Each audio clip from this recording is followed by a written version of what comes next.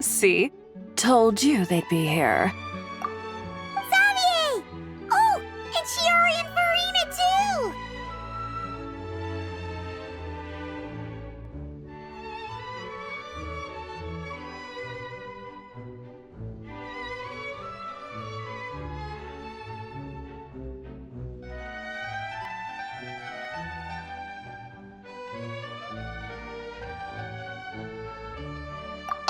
Hydro Archon above!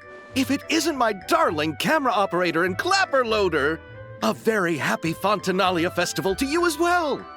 I'm guessing you came back to celebrate with us? Yep, and help out too! Even though the last festival had some unexpected hiccups, making the film was still super fun. Since you're all here together like this, you must be planning on entering the competition, right? Of course! A celebration of the entertainment industry. No one who's anyone would choose to sit this one out. It only happens once a year, after all. Fontaine Fashion Week might be more my speed, but the film festival brings in a lot of orders and boosts brand recognition, so I wasn't going to miss out either. A few new awards have been added this year, too. Best Director, Best Costume Design, oh, and Best Camera Operation. Ooh, sounds like we've got work to do.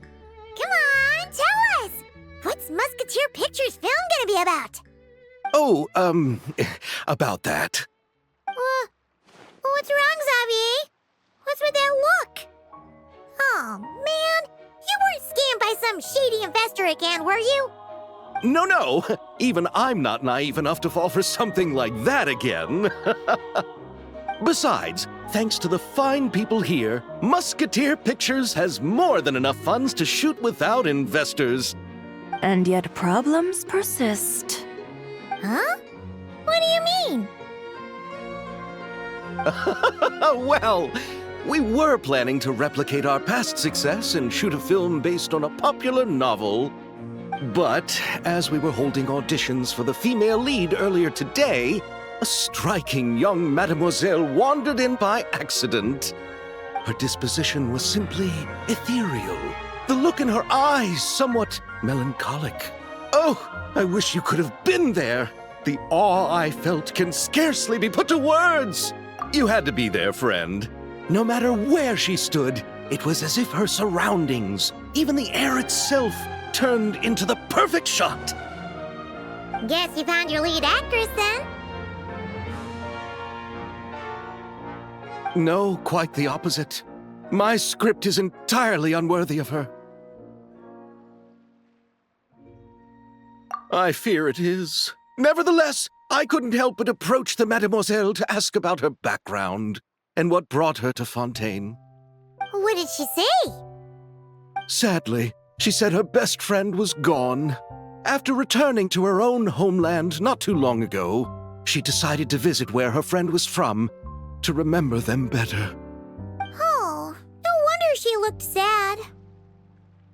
Yes, but that's when it struck me. Why not cast her as the lead in a film centered around her search for this old friend? Huh? You're gonna rewrite the whole script? But is there even enough time? Isn't the prep work super complicated? We might not finish. Think about the difficulties we faced with the two Musketeers. We had to start from scratch back then, too. I'd say we're ahead of the game this time. Guess so, but... Don't worry, Paimon. Shiori and I have evaluated the proposal, and we support Xavier's decision. I won't really need to start on the costumes until the cast is finalized, so it's not too much extra work for me. Oh, fair mademoiselles. How can I ever thank you? Finishing the script would be a start. You know, compared to a commercial popcorn flick, I do prefer the idea of shooting a more artistic film. One that leaves a profound and lingering impact in the hearts of the audience. I agree. True trendsetters are the people who dare to go against the grain. Wow! Leave it to Director Veroni to have a vision. Honestly, though, the artistic passion of everyone at Musketeer Pictures is inspiring. Anyway, now that we've heard so much about this lead actress, Paimon's gotta know who it is!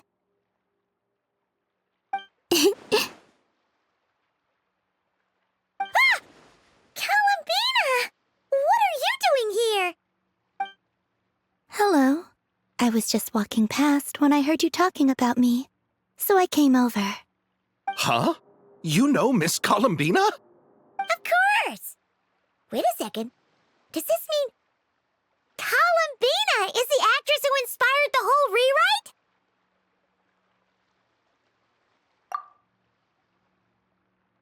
Yeah. Wait, so did you make the trip by yourself, Columbina? Yes. I mentioned how I wanted to visit other nations once things settled down in Notcry, remember? So I went to the curatorium to ask Never for advice. She told me about the film festival in Fontaine and said it might be fun to visit. I spoke to Lauma before I left too, and she thought it was a great idea to get out for a bit. It's just, I received quite different travel advice from the two of them. Oh? How so? Well, Lauma told me to go out and experience new things and make new friends. What a wonderful suggestion! That's how a trip should be. What about Nefer? She said, don't trust anyone and don't talk to strangers. Yep, that sounds like her. I can understand that too. It shows this Nefer cares about you a great deal, Miss Columbina. Yes, so I plan on combining their advice. All I need to do is turn strangers into friends, and then I can talk to them. Huh. That kinda makes sense, but also not.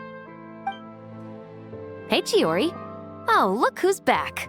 Happy Fontinalia Festival, you two. Oh, looks like we have a superstar in our midst. How about an autograph, Big Shot? Ha ha, very funny.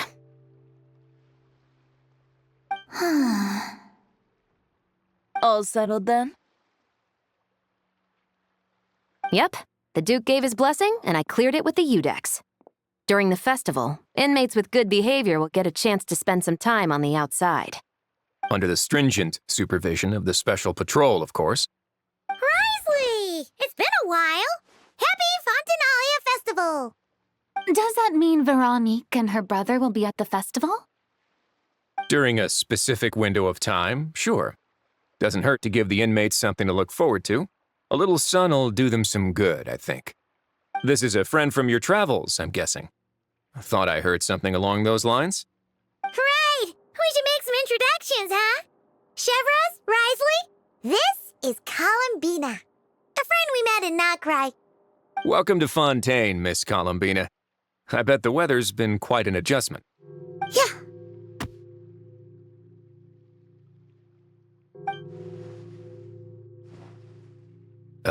And not the good kind, I take it. No, I quite like it. It's a lot warmer than Notcry. Then what was the punch for? Oh, should I not have done that? The flowers that bloom here are so vibrant, and the people are so kind. I just wanted to become friends as fast as possible. Ah, so that was meant as a gesture of friendship. Is that right, Miss Columbina? Mm-hmm. Isn't that what friends do? Right. Might have been a bit premature in this instance, though. Your friend here is quite the character.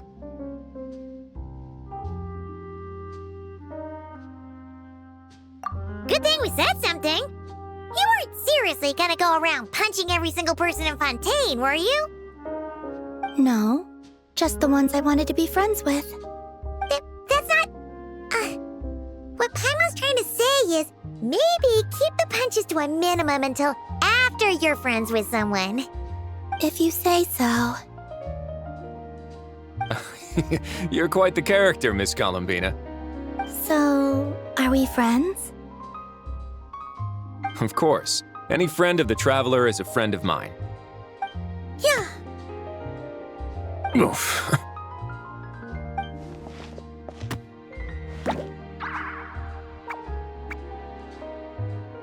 When it comes to friends, you sure know how to pick 'em. So Miss Columbina is the lead actress I've been hearing so much about.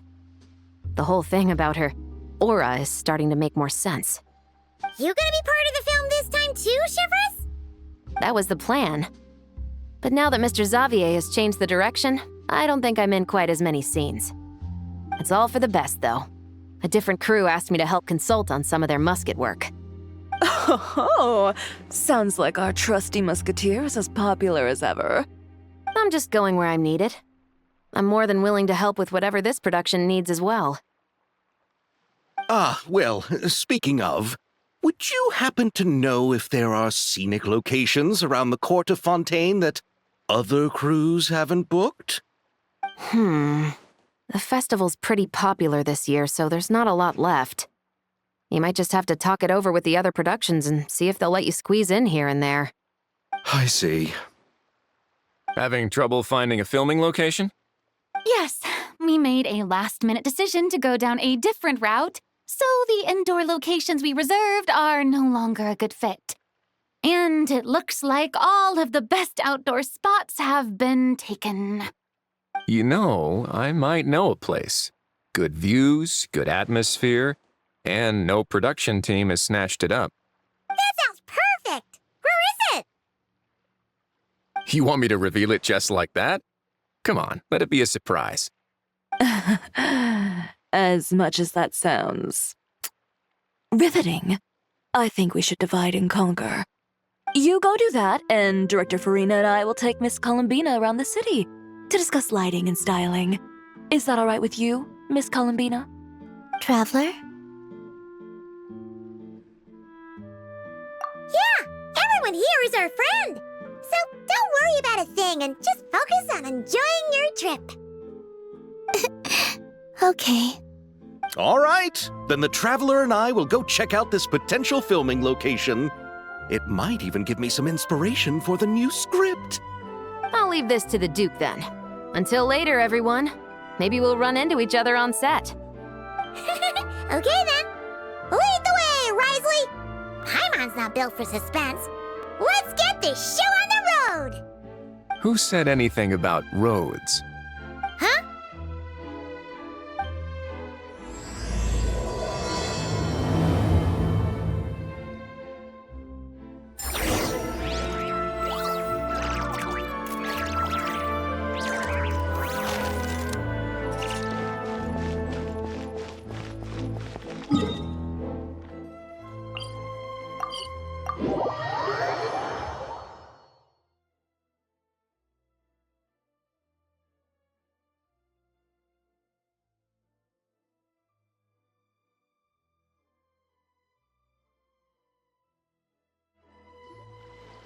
No way!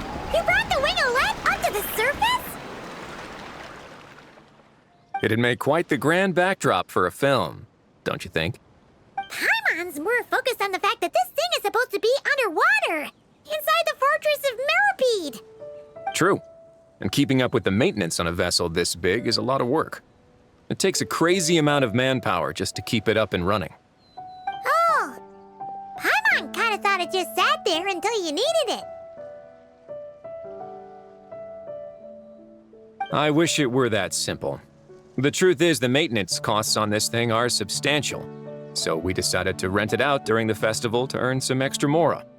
Besides, the inmates are the ones who keep it in good shape. Seeing the fruits of their labor put to use is a good form of social rehabilitation for them. Huh, you've really thought this through. What you think, Xavier? Is this a good place to shoot? Ah, I've got it! Good messieurs and mesdemoiselles, I've got it! Gonna take that as a yes. The beginning is the hardest part, and the opening of this film has been eluding me, but now I know just how it should start. Glad to hear it. Thanks for bringing us here, Wriothesley. Don't thank me just yet. This isn't quite a done deal. Huh? Not a done deal as in someone already rented it out? You said no other production teams had snatched it up! This person isn't affiliated with a production team. The rental fee was high enough to scare off plenty of other film crews, but she didn't blink. Made quite the generous offer, and didn't even attempt to haggle. Do you know what she plans to use it for? I'd like to at least have a rough idea before going in to negotiate. I didn't ask for the details, but I did see what looked like a fishing permit and a business license on her desk. My guess is she's planning on using it for some kind of restaurant or aquarium. A floating restaurant is sure to attract people, but an aquarium sounds cool too. The views from the ship make it a great spot for a date. The winglet might not be under my command right now, but it's always nice to see her admired. A film is sure to drum up some good publicity as well. I do hope we can work something out with the current captain. Well, guess we should head over and talk things out then. Best of luck.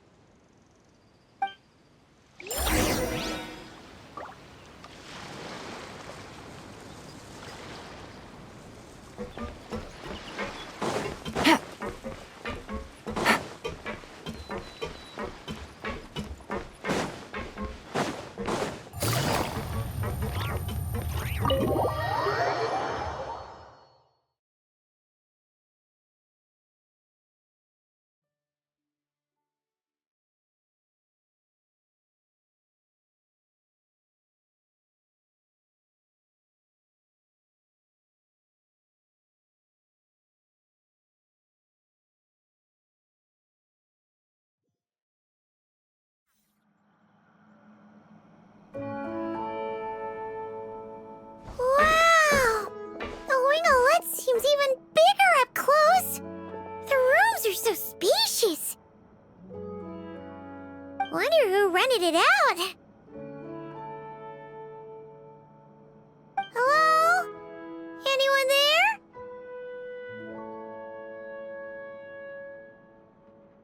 Perhaps the captain had business to attend to elsewhere. Why rent such a massive boat just to have it sit here, without even leaving so much as a note? Let's try again. Anyone there? Hello? Seriously? Right now? What is it gonna take to get some decent sleep around here? Is a nap too much to ask for? Sorry, the aquarium's closed for the... Huh?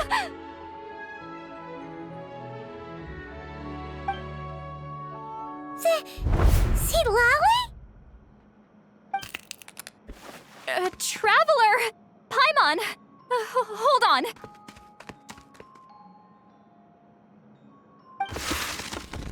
This is just great! How am I gonna go out dressed like this? What happened to my regular clothes?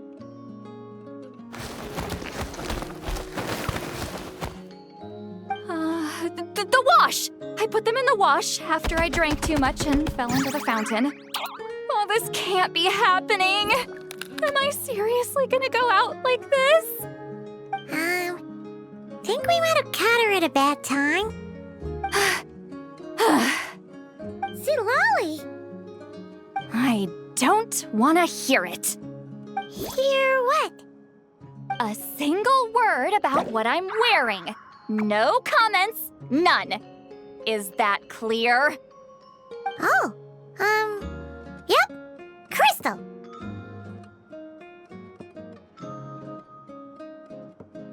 Huh? You think so? No, wait, I told you not to say anything! What was... Her thoughts. I heard her thoughts. How could I forget about that? Oh, this is so embarrassing. I seemed a little too pleased to get that compliment, didn't I? Wait, the mind reading went both ways. Does that mean the traveler's hearing all this too?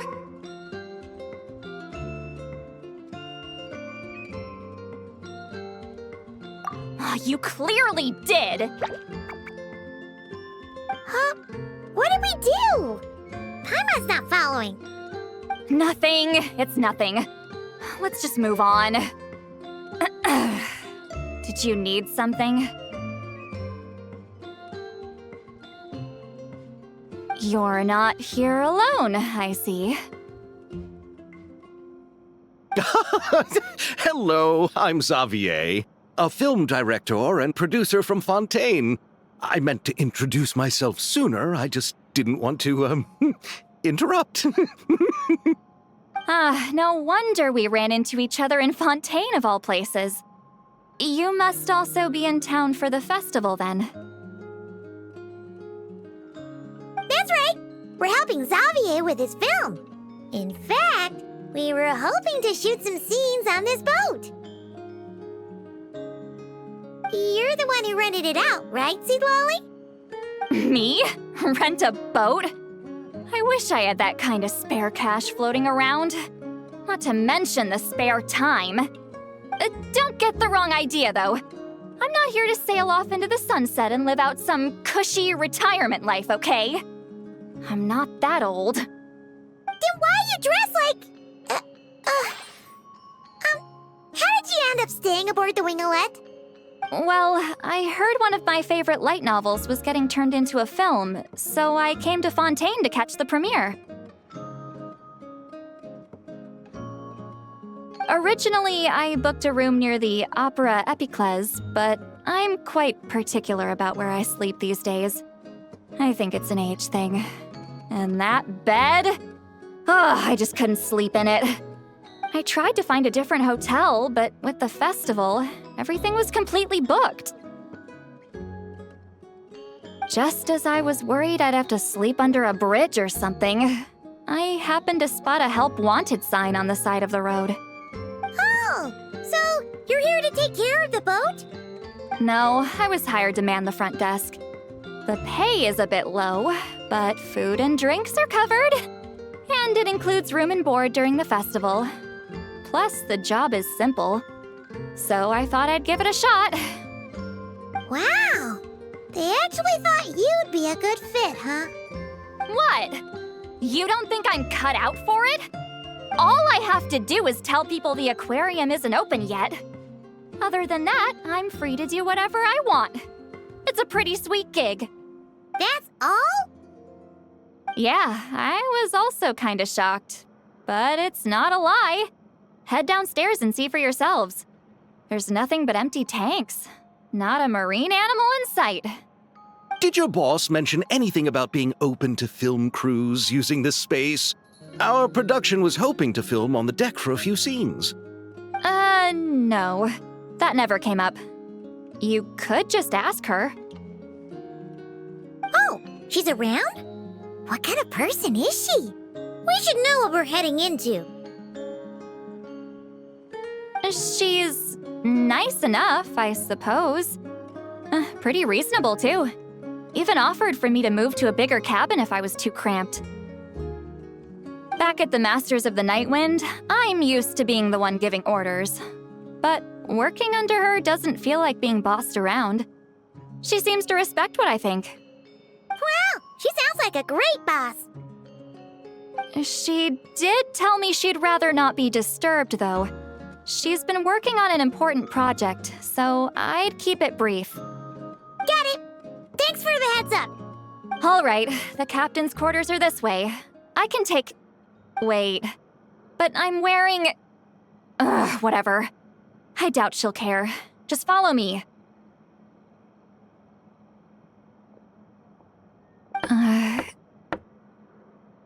Miss Guillotin? These visitors were hoping to ask you about something.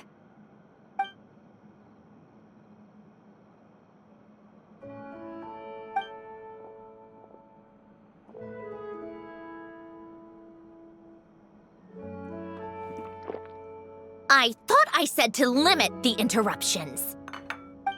Just tell them the aquarium is still...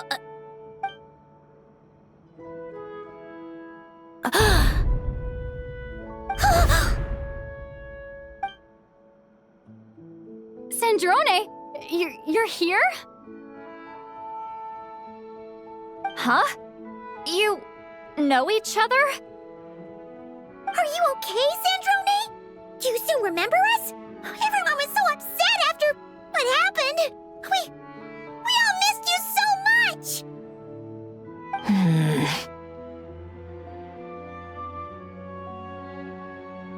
Miss Lolly, why don't you escort this gentleman to the reception area for a cup of tea?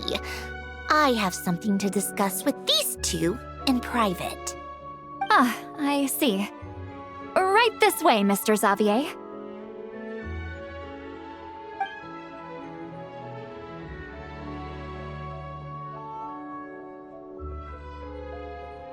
Sandrone? I really can't go anywhere without running into you two, can I? Are you okay? During the battle, your core, it was... Destroyed by that bastard Dottore. That's right. But as you can see, I'm fine now. No major issues. Or at least, there shouldn't be. Oh, what a relief! Oh, why didn't you tell us sooner? Or come back to see your friends? Now that I have the chance, I just want to say... Thank you for saving me. Huh? Don't get the wrong idea. I only saved you so we could complete that formula and defeat Dottore once and for all. Even if he did crawl back from the grave to make us all miserable again. That doesn't matter. You're still a hero. All right. But it wasn't just me. All I did was lend my brilliant mind to the cause and take care of one part of the plan.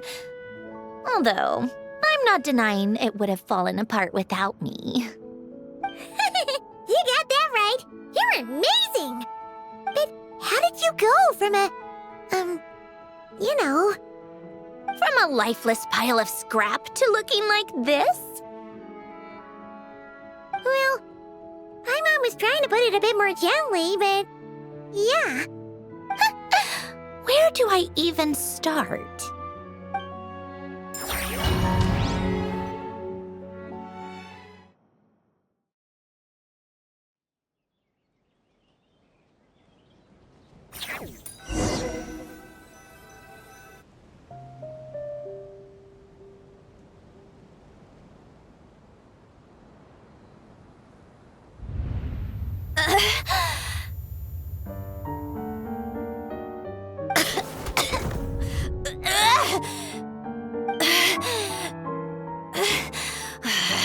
Curse it all!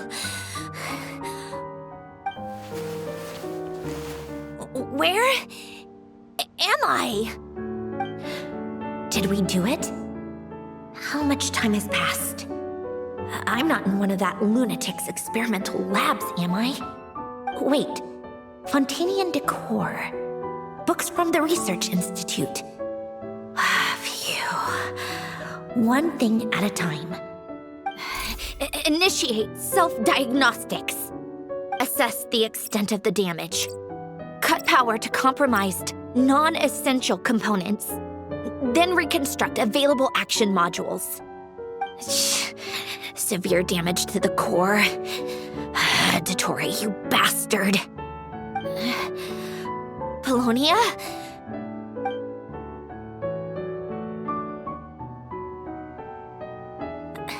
Polonia, wake up! Activate!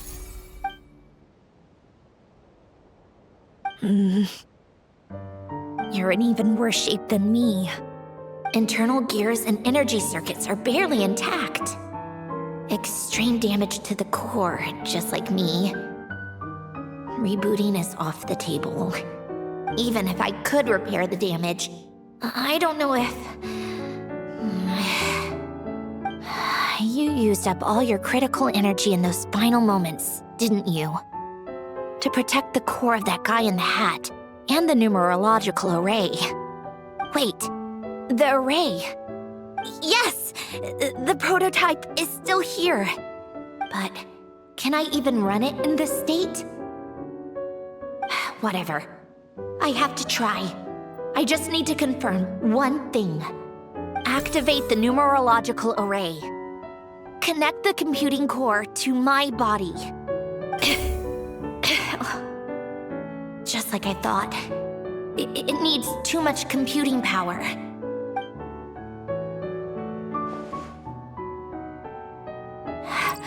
Cut off power supply to all functions except the thinking module. Please. I just need to ask one question. Initiate query regarding the 3 moon sisters. How many living moon goddesses are there in possession of the Trilunar Authority? 1. It worked. You did it, Columbina. You made it back. But how did I survive? The self-diagnostics showed damage severe enough to shut me down for good. What triggered the reboot? A built-in message? Only visible after a core reboot. The final gift. Alen! Were you the one who gave me this second chance? But why now? What activated it? What is that? A vision? Wait, no. It's a stellar linchpin?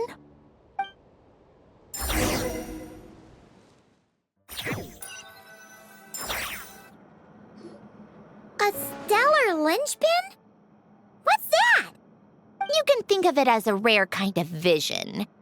As for what causes one to manifest, well, that's still unknown. But in Snezhnaya, or in Afatui's research at least, it's believed to have some connection to the third descender. The third descender? We knew his remains were used to create the Gnosis, but this is the first we're hearing about a stellar linchpin. You knew about the remains? Right, of course. Look who I'm talking to. Yes, the Heavenly Principles used the remains of the third descender to create the 7 Gnosis as a means to consolidate the Archon system. Visions result from that same system, so extrapolating from there, it's clear that the manifestation of a vision is also, to some extent, related to the third descender. Still following? For those that wield them, visions serve as a means to channel elemental power. The same is true of stellar linchpins. The difference is that, when wielding elemental energy, stellar linchpin users often exhibit a unique kind of power that seems to come from beyond to that. It's believed that, when a stellar linchpin manifests, impurities from the remains of the third descender get fixed in place. Hence, the name. That's also believed to be the source of the strange power I just mentioned. We've heard that visions can appear when someone has a really strong wish or desire. Stellar linchpins sound kind of similar, so does that mean... Huh? Oh, don't look at me like that. I've never had any grand wishes or aspirations. Just a list of things that drive me up the wall. So if you're asking why this thing appeared, I have no clue. All I know is that without it, the gift Alen left me, this built-in second chance, never would have triggered. The damage to my core was too severe. But thanks to the stellar linchpin's manifestation, it did trigger. And after my core rebooted, I was able to repair the damage to my body. I also managed to import the numerological array, along with some of Polonia's surviving algorithms, into this form. Wait, does that mean Polonia is Yes. Unfortunately, Polonia is beyond repair. Oh, we're so sorry to hear that. But you also mentioned something about a final gift? Yes. Alen often spoke to me about wishes and desires when he was alive. I suppose he thought there might come a day when I wished for something and was willing to sacrifice my own life to fulfill it. So he left me a chance to start over. No, never. Alen once said I was his proudest masterpiece. That might sound boastful coming from me, but it's also an undeniable fact. After Alen died, I started studying how Polonia and I worked. Polonia is essentially a computational machine, so it wasn't difficult to figure out the mechanical principles there. But when it came to my own structure, that's when Alen, the Lord Artificer's true greatness, struck me once again. I attempted to imitate it when I created Catherine, but in the end, she turned out to be nothing more than a superficial replica. What? But his creation's go. Catherine is super impressive. We were shocked when we first found out she was a puppet. No, she's nothing compared to what Alen was able to create. Some of the mechanical principles of my own core are still a complete mystery to me. Keeping that gift hidden wasn't even a challenge for him. Just a shame I had to waste it on fighting Dottore. I just couldn't stand the thought of him coming out on top. If you put it that way, the world owes me a whole lot then, doesn't it? Wait, but all this still doesn't explain what you're doing here. Wriothesley said you rented the ship and even had some kind of fishing permit? That's because I'm trying to go back to the place Alen and I lived when he was alive. My former home, I suppose you could say. The second chance wasn't the only part of the gift. According to the message, Alen left me a few other things that are stored in the house we shared together. I'm hoping that whatever he left me can help fix certain anomalies in my rebooted core. And help me understand why I received a stellar linchpin in the first place. Okay, so go back then. What does that have to do with fishing? And to think I'm talking to the saviors of Fontaine. Did you forget that the water levels have been rising for centuries? I can't just go back to the place I used to live because now it's underwater. Oh, right. With the rising water levels and changes in terrain, it's not just a matter of finding where it is, but also clearing away any sediment or debris. But Fontaine law prohibits unauthorized individuals and organizations from excavating underwater ruins. A Melazine caught me the minute I even made an attempt. Why not apply for authorization then? And face the endless slog of Fontanian bureaucracy. No thanks. Besides, I'm a Fatui harbinger. The diplomatic implications alone would be enough to give the gestionnaires at the Palais Mermonia a headache. A fishing permit, on the other hand, isn't difficult to obtain at all. Minimal paperwork required, and under the name Guillotin, the application was a cinch. So you're exploiting a legal loophole? Am I? That underwater home belongs to me. If I happen to chance upon it while doing some fishing, what's the issue with that? Of course, I do have to catch some fish to put in the aquarium, just in case the gestionnaires come to check up on things. That's also the reason I hired someone to man the front desk. Huh? But isn't that kind of a waste? He went to all the trouble of getting a business license and rented out this giant ship. Just for show? If you want to run an aquarium that bad, be my guest. Use the facilities however you want. I'm certainly not going to stop you. All I want is to go back home and see what other gifts Alen wanted me to inherit. Hold on. Enough about me. What are you two even doing here?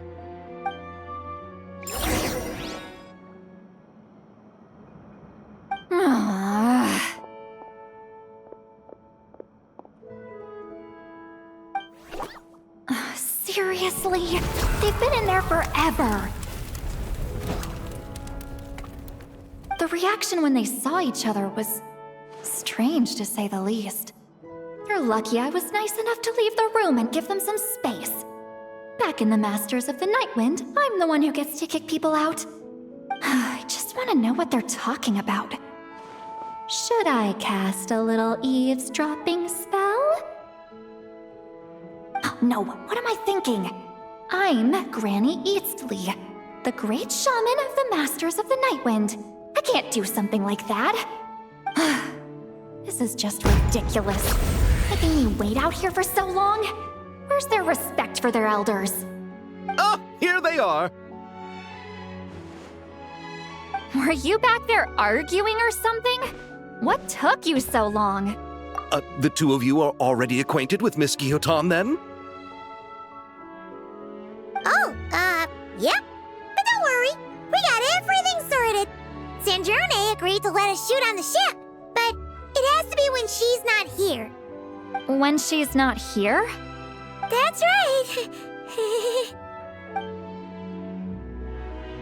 You'll excuse me if I didn't exactly ask for this little reunion. I wasn't planning on seeing anyone.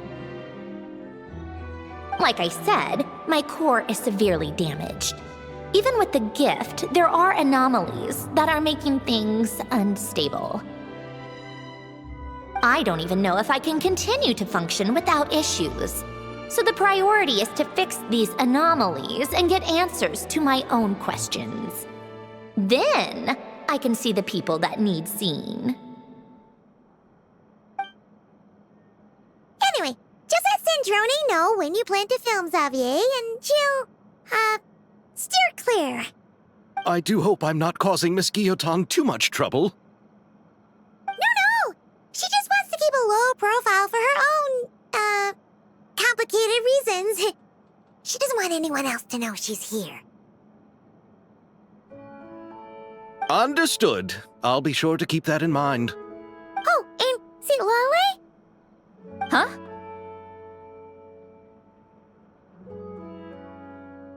You mean Miss Guillotin? What does she want? Oh, please don't let it be about the pajamas. What? The 7th of the VIII Harbingers?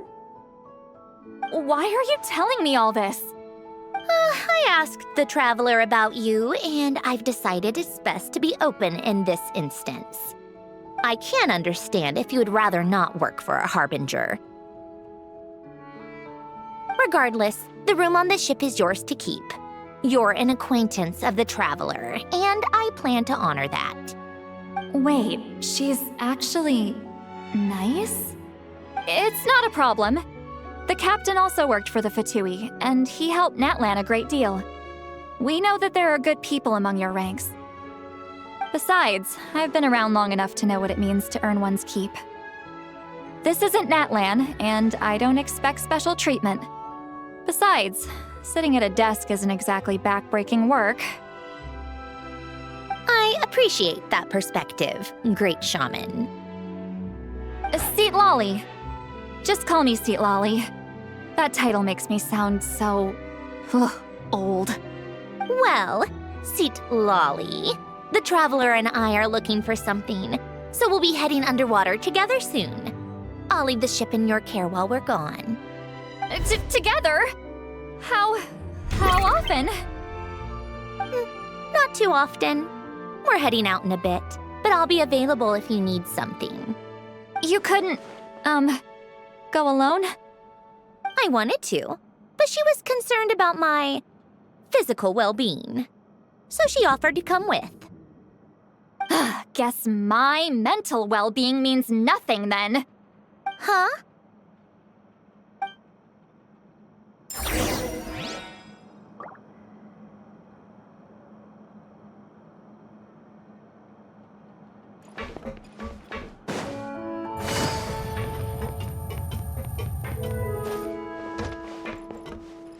Take it easy.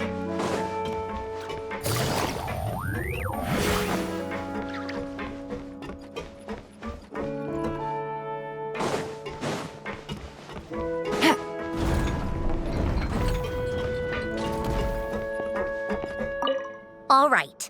Our first stop is the Barrel region. After Alain left the Fontaine Research Institute, he lived in seclusion somewhere around there.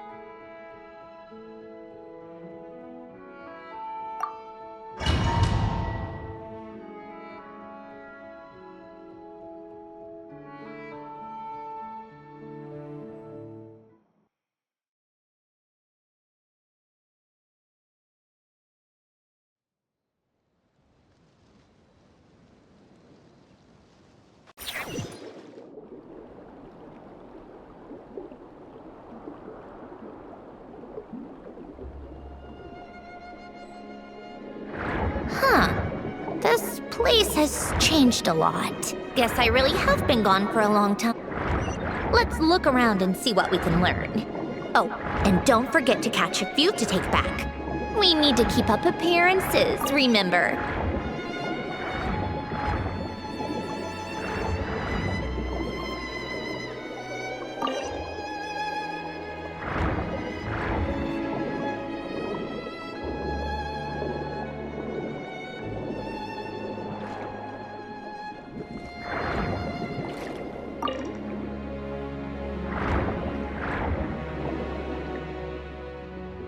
Poisson isn't too far from here, right?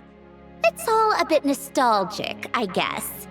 Back when I lived here, all this was still above water. All right, I have a general understanding of the terrain changes and sediment accumulation. We can stop here for now.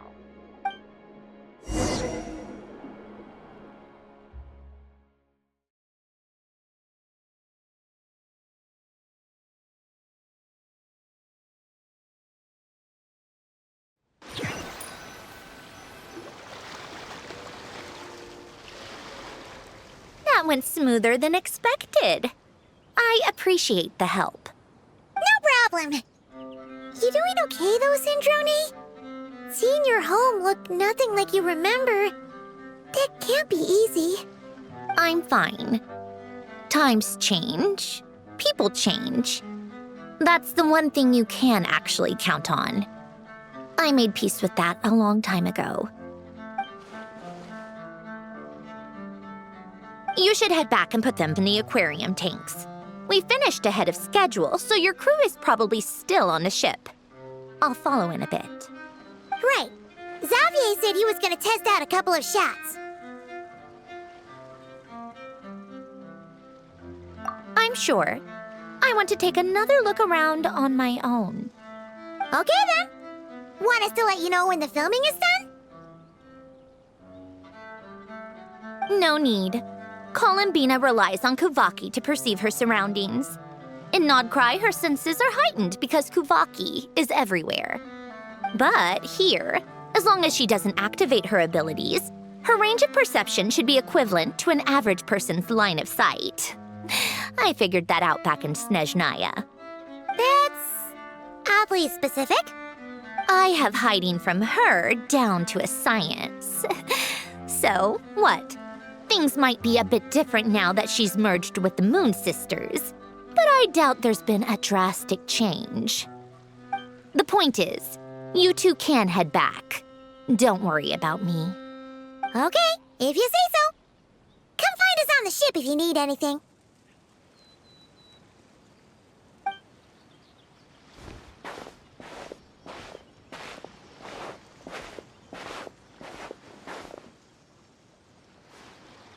What did you leave for me, Alain? Did you know I would come back? Or did you make it so I would have to?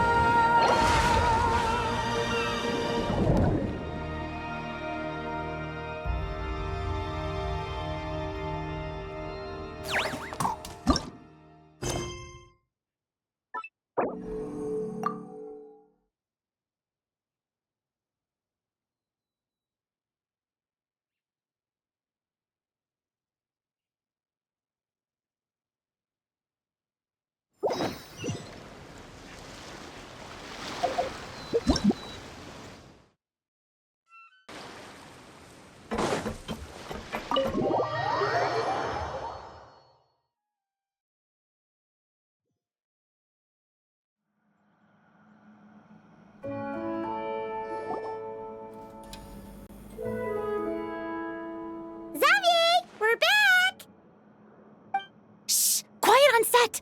They're filming over there. Oops, sorry.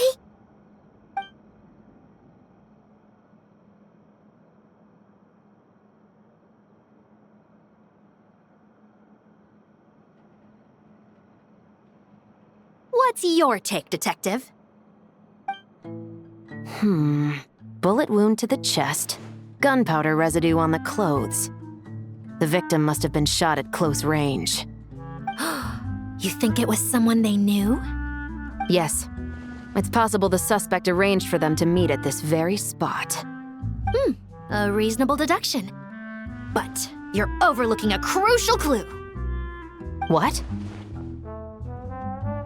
The victim's pocket watch is missing. And cut! I think we got it! Good work, everyone!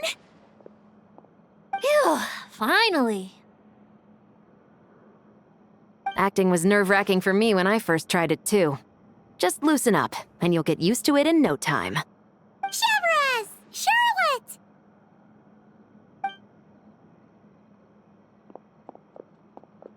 Oh, hello there, you two. You're filming here too? Oh, so Charlotte's crew must have been the one that asked you to help out, huh, Severus? Yep. They heard about a potential filming location and wanted to come check it out. But when we got here, your crew had already beaten us to it. Luckily, Xavier and our director, Lapine Pauline, go way back. In the end, we agreed to just share each other's filming locations. Considering all the last-minute changes, that's just what Musketeer Pictures needed. For sure! Based off the scene just now, you must be the star of the film, Charlotte! You bet! This detective costume really suits me, don't you think? Oh, for sure. You're already right at home lurking in the shadows taking pictures of this and that. Add a notepad and you're practically method.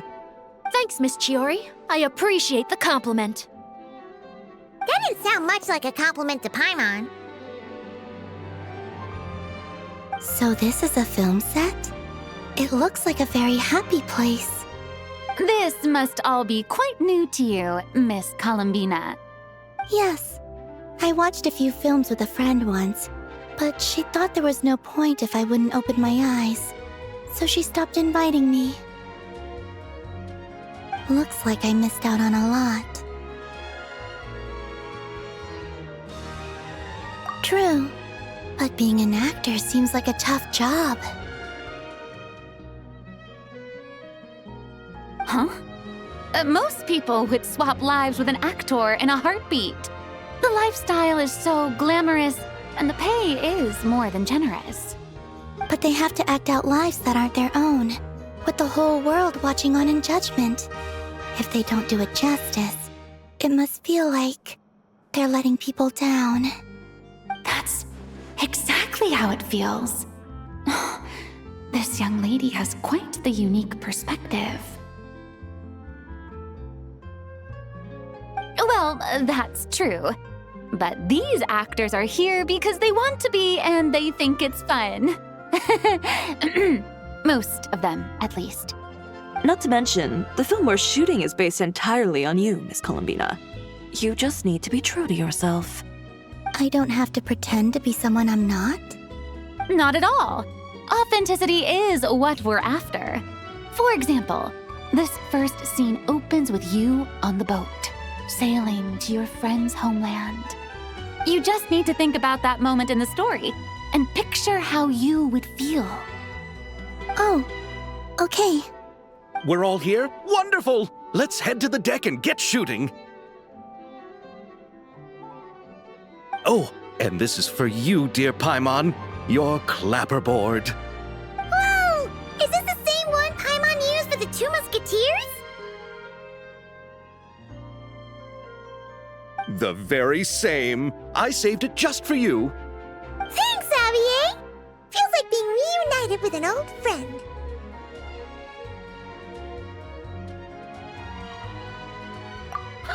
Of course! That said, I have a different job in mind for you this time, Traveler. Our film is focusing on a single protagonist, so conveying the subtle changes in her state of mind is of the utmost importance. In addition to the actor's own performance, another way we can convey that is through lighting. Huh?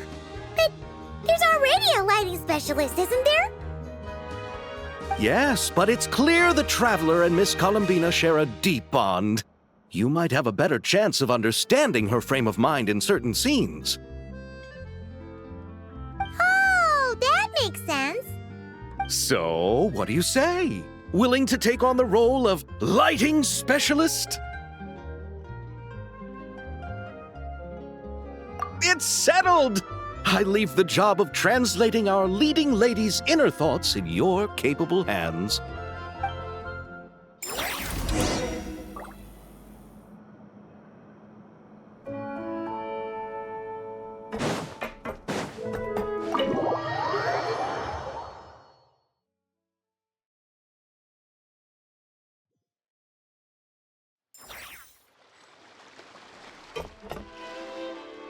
All right, without any further ado, it's time for production on our film, A Homecoming, to officially begin!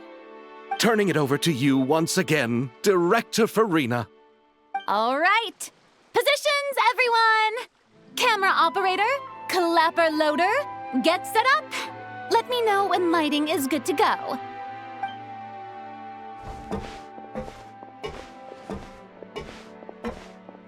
All you need to worry about, Miss Columbina, is hitting your mark.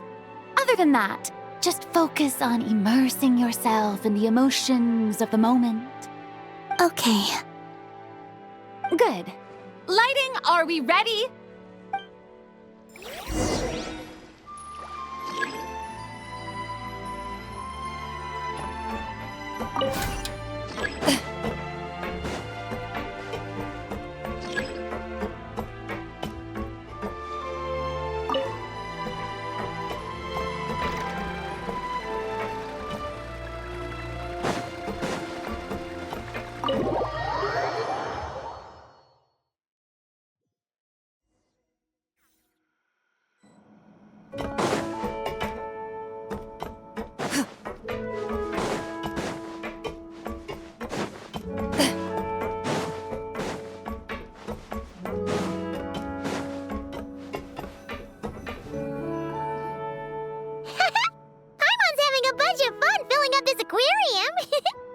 Since Sandrone doesn't mind, we should definitely catch some more fishies and make this place extra beautiful. Hey, you two. Come over here. Huh? Is everything all right? Here. This is for you. What is it?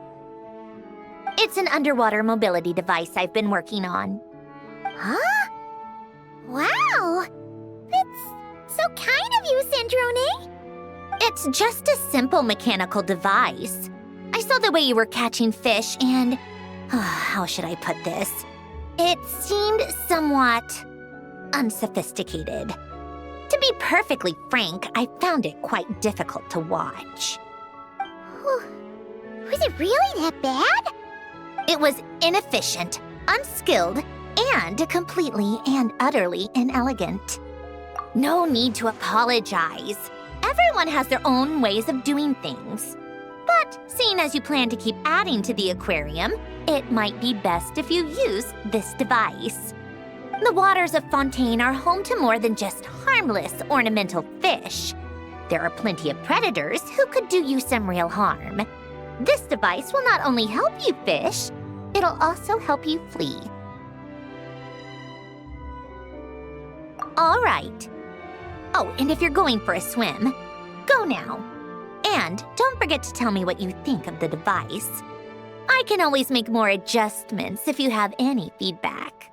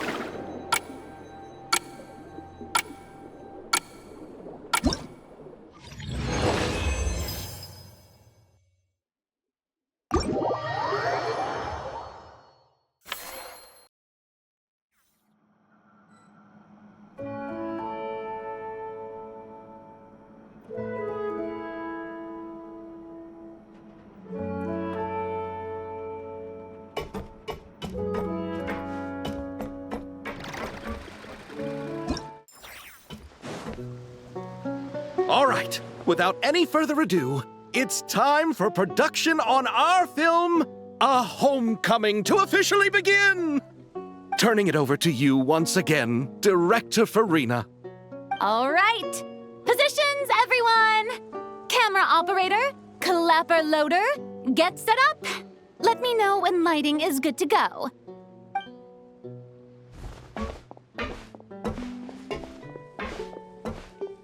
All you need to worry about, Miss Columbina, is hitting your mark. Other than that, just focus on immersing yourself in the emotions of the moment. Okay. Good. Lighting, are we ready?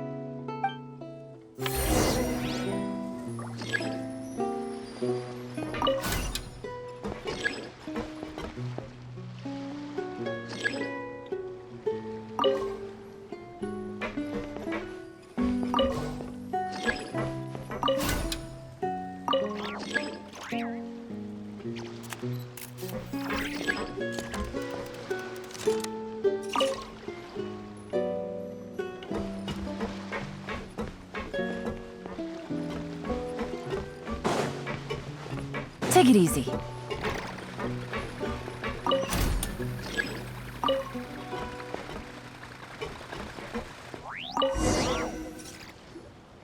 Ready. All right, quiet on set. 3, 2, 1, action!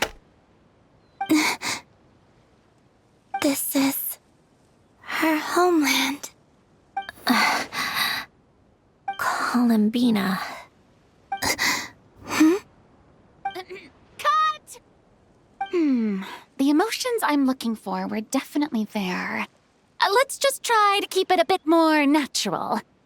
Oh, but definitely keep that gesture at the end. I loved how real it felt.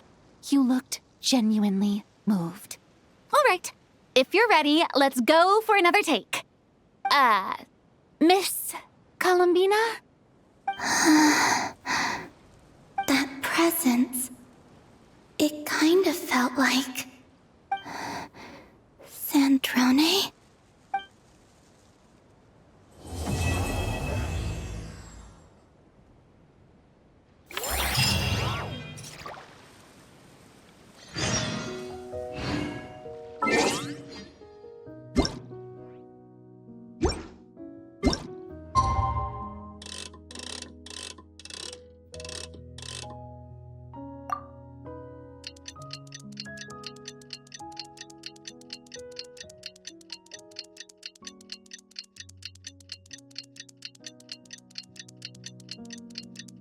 Sandrone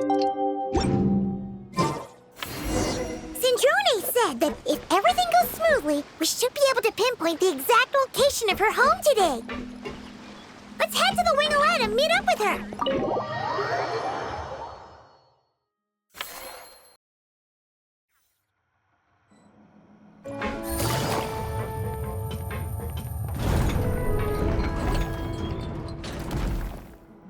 Ah, you're here.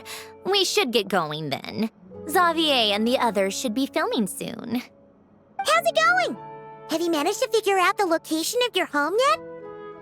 I've narrowed down a few potential locations. We just need to take a sample from each one. Once the equipment analyzes them, we should know the exact location and where to find the entrance. Great! We should get started then.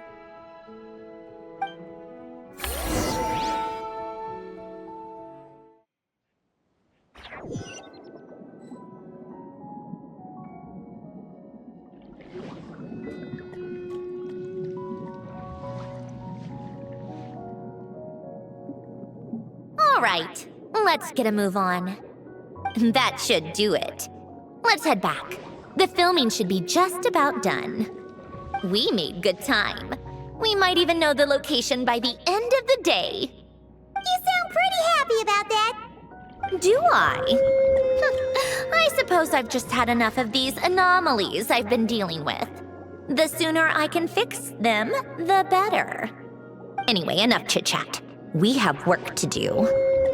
Oh, but let's head in through the side door. I don't want to run into the crew on the deck.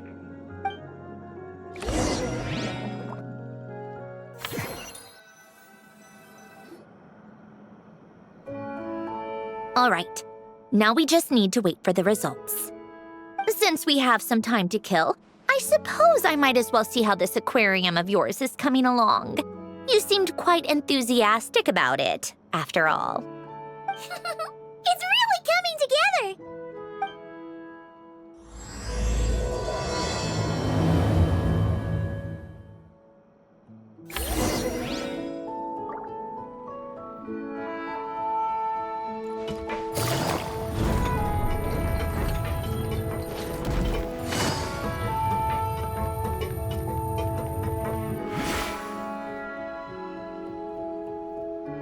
Oh, kind of impressive, actually.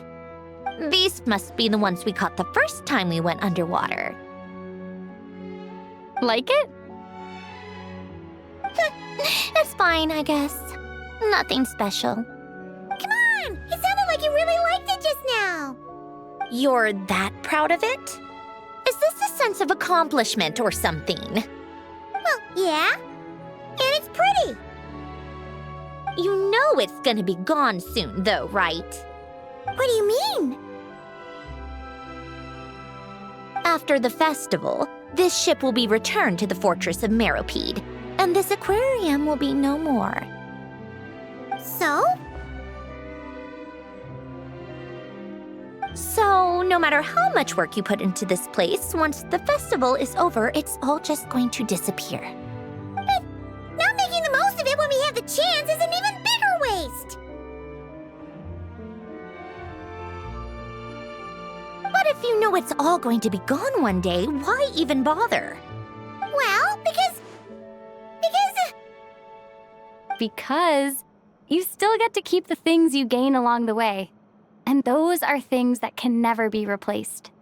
Doesn't that make losing them even harder? well, if you put it like that. But the happy memories we make along the way last forever. You just have to take a more glass-half-full perspective. Not to mention, everything we do here is going to be on film, so it'll still live on in some shape or form.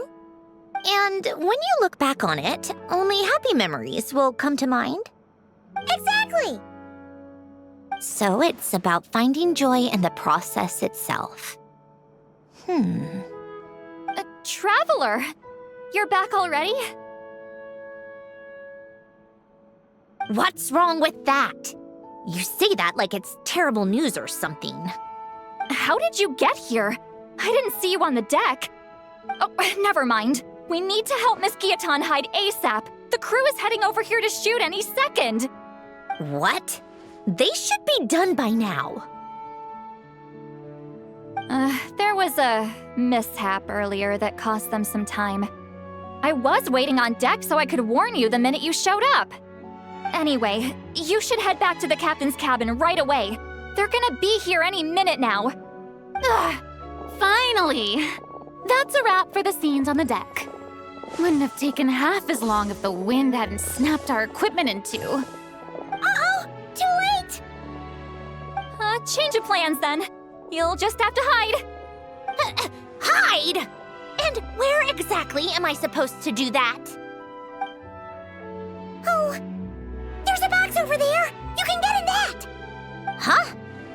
You expect me to... Do I need my makeup done for the next scene too? For the love of... Let me see. Maybe just a quick touch-up. Huh? Traveler and Paimon? What are you doing here? I thought you took the day off to take care of something. Huh? Oh, well, it didn't take as long as we were expecting, so we came back early.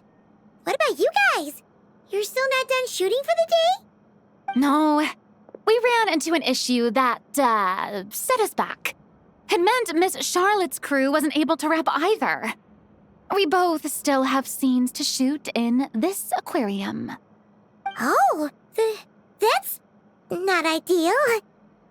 For several reasons. Let us help then. The sooner we wrap, the sooner everyone can get some rest. All right. Thanks, you two. Miss Charlotte's crew can go first then. If I'm not mistaken, you still have a night shoot later. Thanks, Director Farina!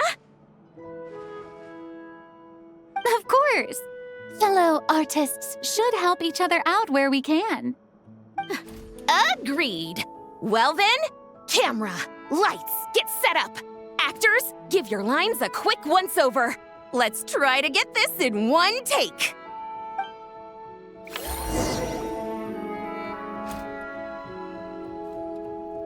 All right, places, everyone! And 3, 2, 1, action! So, the story ends like this. But when Duke Saint Germanus departed, he clearly said that everything was beyond redemption. Huh? That sounds familiar. Wait, it's from that novel I came across while researching the numerological array. He's only a genius when it comes to mechanics, and everything else, he's just an ordinary person. Huh? What was that noise? Whatever, I'll just fix it in post. Mr. Koba, please don't speak as if I were the accomplice. Not so hard. This box isn't sturdy enough for that. This is why I keep saying, don't put too much trust in Clockwork Mecha. Unlike humans, machines don't have a heart. A heart? That's right. It's what's on the inside. It's also referred to as someone's soul, or likened to free will. You can think of it as a person's core, what makes them unique.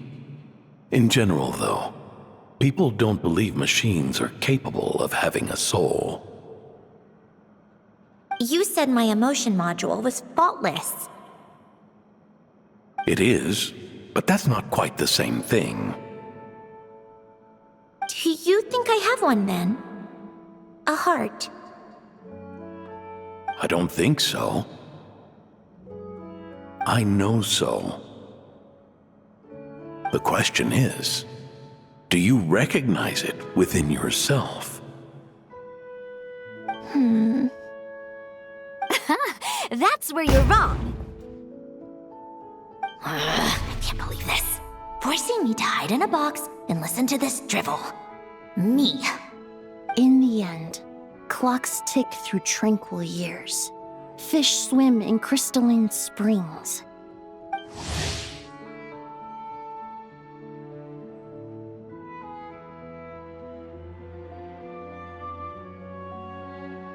No matter how grand a dream is, it will fade away like this. Forlorn, wordless, silent. And cut. That was a long one. What did you think? If she makes them do another take, I'm going to flip a lid. And not just the one to this box.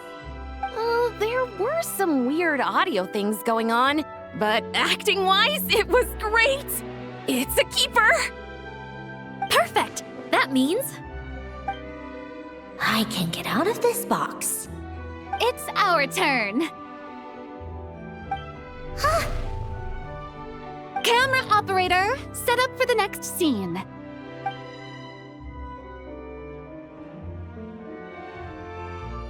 In this one, our protagonist peruses an aquarium in a foreign land and gets swept up in memories of her friend.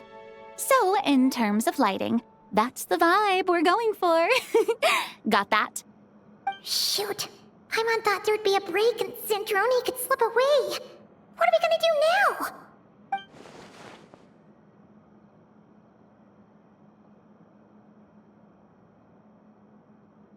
Break a leg! Yep, we're headed off to shoot our next scene.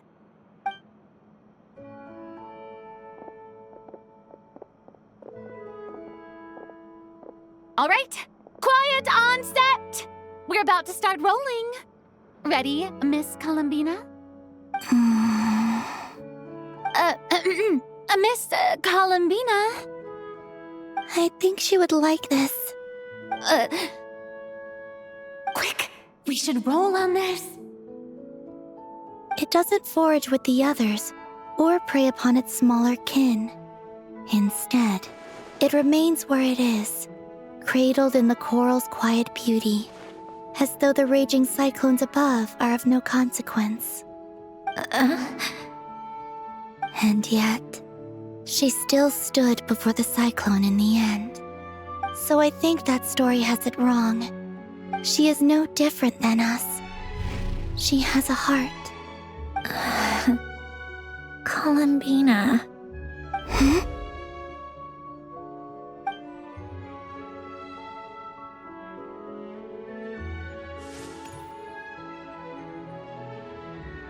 Uh-oh, is she onto us?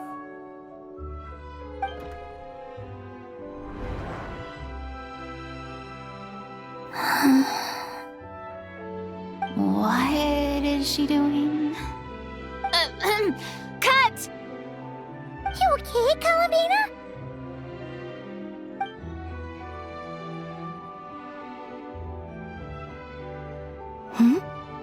Oh, yes. I just thought...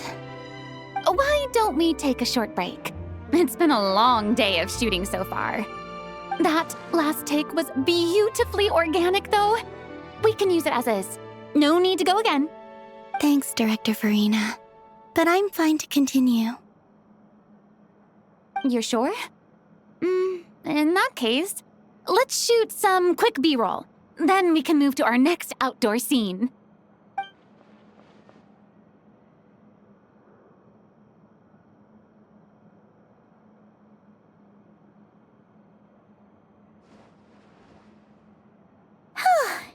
We're in the clear this time.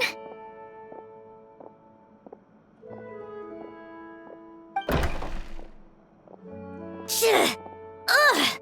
Absolutely suffocating. You okay, Sandrone? Right as rain. Come on, let's go check the test results. It's time for me to go home.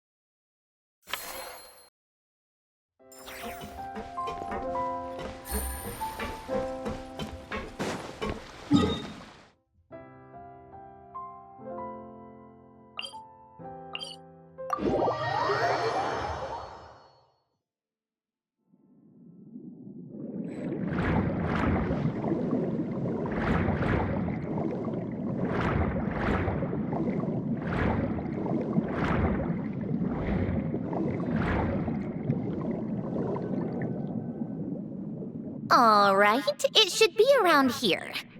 Give me some space. I'll activate the water insulating mechanism.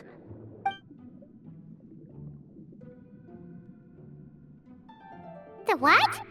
Alain, much like Renee, had long predicted that the water levels in Fontaine would rise.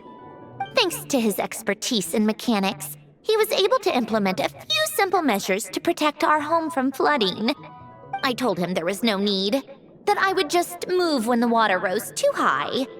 But it would seem he knew a day like this would come.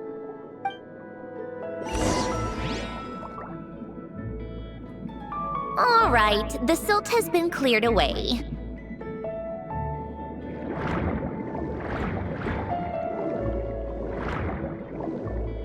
Go activate the mechanism for the first sluice gate. That will fill the empty middle chamber with water. All right, now turn on the drainage mechanism in front of the second sluice gate, and this chamber will become empty once again.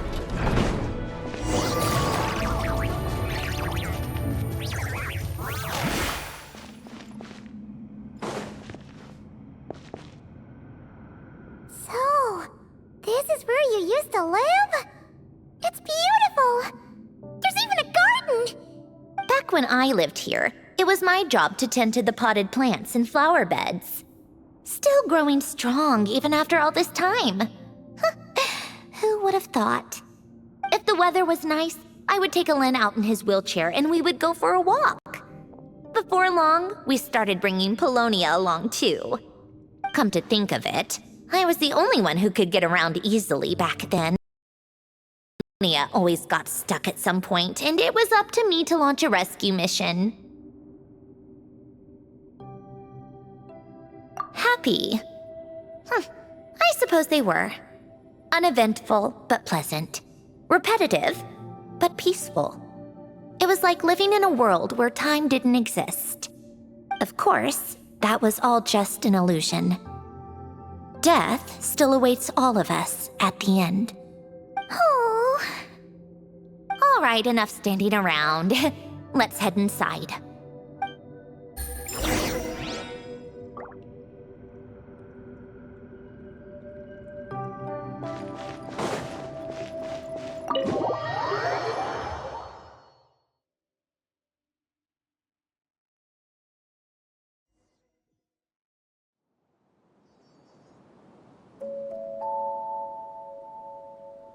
Yep, this place is exactly how I left it. Nothing has changed.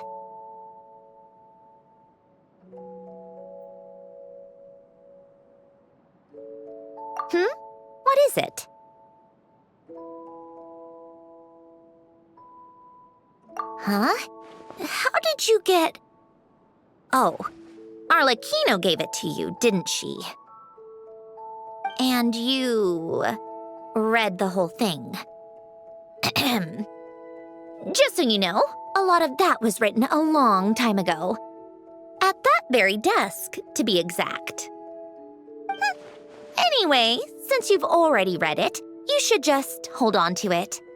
I can always start a new one. Well, feel free to look around. I'm going to start looking for the gift Alain mentioned. Oh, but be careful with the stuff around here. I'm not saying you can't touch anything. Just try not to choke on the dust. Polonia. Oh, I played with these when I was little. During the first few months after I was created, I mean. At first, Alain and I would play together, but it didn't take long for me to become unbeatable. So, Polonia and I played together instead. Yeah, these don't look like Paimon's kind of games. Logic and math puzzles? Those happen to be my specialty. It's been so long. What do you say? Should we play a few rounds? Let's go with this one.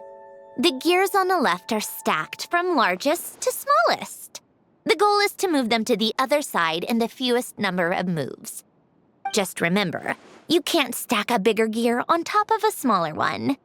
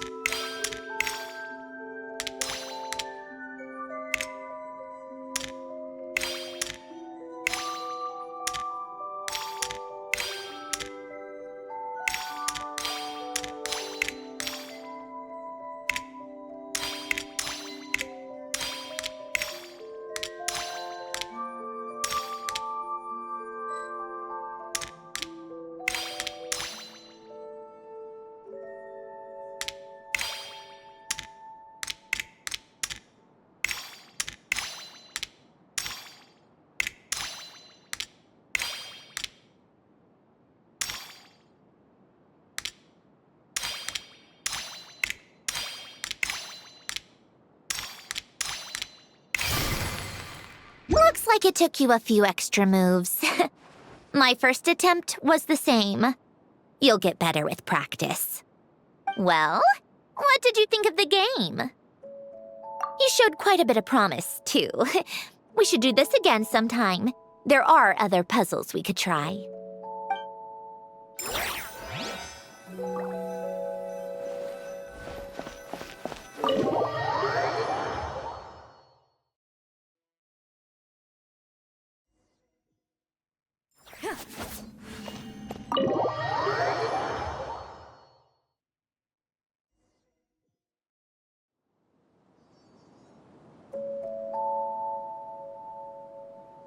Yep, this place is exactly how I left it. Nothing has changed. What is it? Huh? And you... Well, oh, but... Old notes.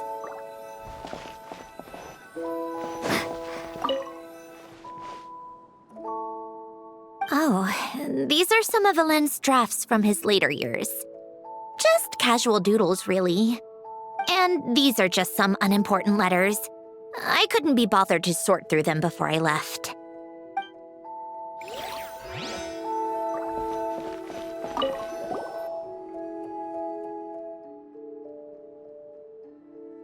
Wait, the people in this picture look kind of familiar. Oh, this was taken when Alain and Renee were both still at the Fontaine Research Institute. Before their falling out. In his later years, Alain would often sit by the fireplace and stare at this picture, wearing an expression somewhere between guilt and longing. He said he sometimes regretted not helping his friend when he needed it most, even if just to stop him.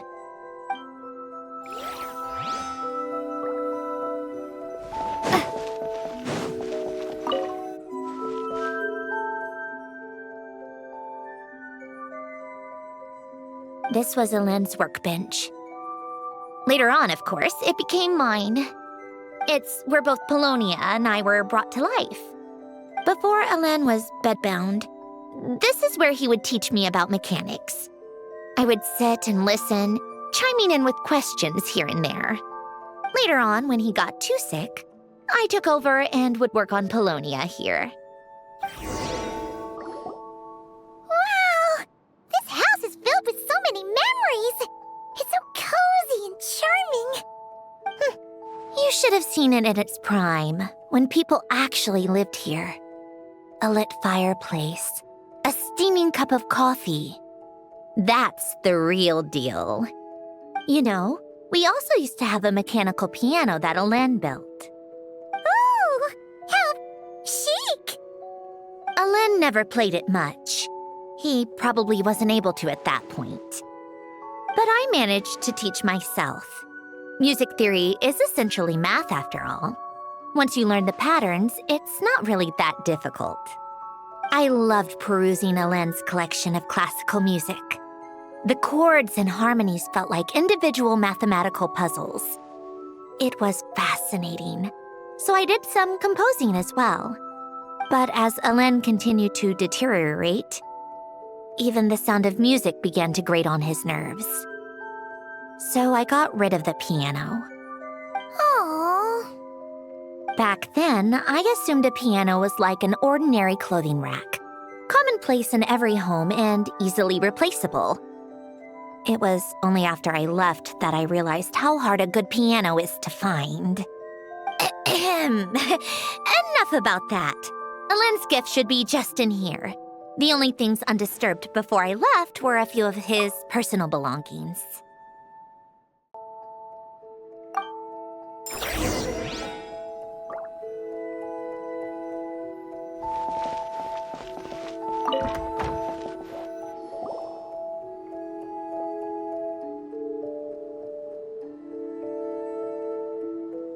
Wait, there's a hidden compartment at the back of this box.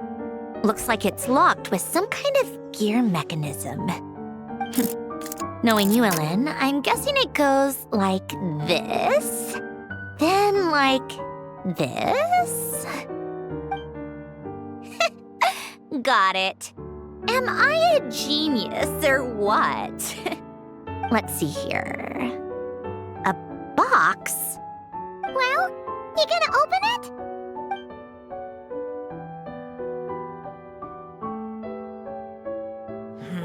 It's heavier than I was expecting. Just how much stuff is in here?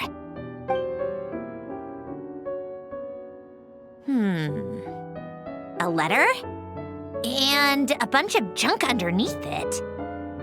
None of it seems that important. Wait a second. This should be it. A cube? It's a multidimensional algorithmic core. Alain would use it to store information. Only Polonia and I have access. All right, I'll start looking into the core and the letter. Feel free to go through the rest of the stuff and see if there's anything useful.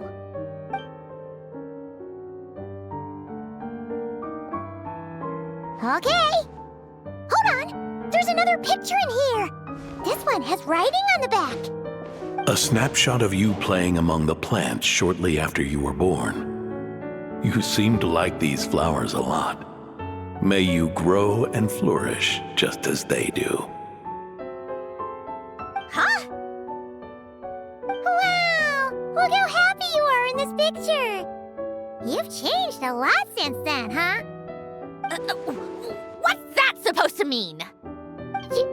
Just that you come off kind of aggressive sometimes. Or, annoyed at everyone around you? Well then, people should stop being so annoying. It's not like I'm the one with the problem. Of course not. Oh, here's something else. Looks like a piece of paper torn out from somewhere. Today, I solved another math puzzle and made a breakthrough on a construction problem the Institute has been stuck on for years. Am I a genius or what? No, wait, that's From now on, I should have people address me as Her Highness the Clockwork Princess, Unraveler of all reason. Nope. No more of that. I thought I tore this page out. You wrote this? Then how did it get... Wait, there's more writing at the bottom. You seem to have developed a distaste for this particular entry, considering I found it in the trash. I'm sorry, but I could not help but hold on to it. Forgive me. Lynn! Don't be embarrassed. Everyone goes through a phase like that. Nonsense. I wasn't even the one who wrote that. It must have been Polonia. That's enough. I told you it was Polonia. You know what? We're done with this. No more rifling around in the box. Just put it down and let me read the letter. To my little clockwork princess.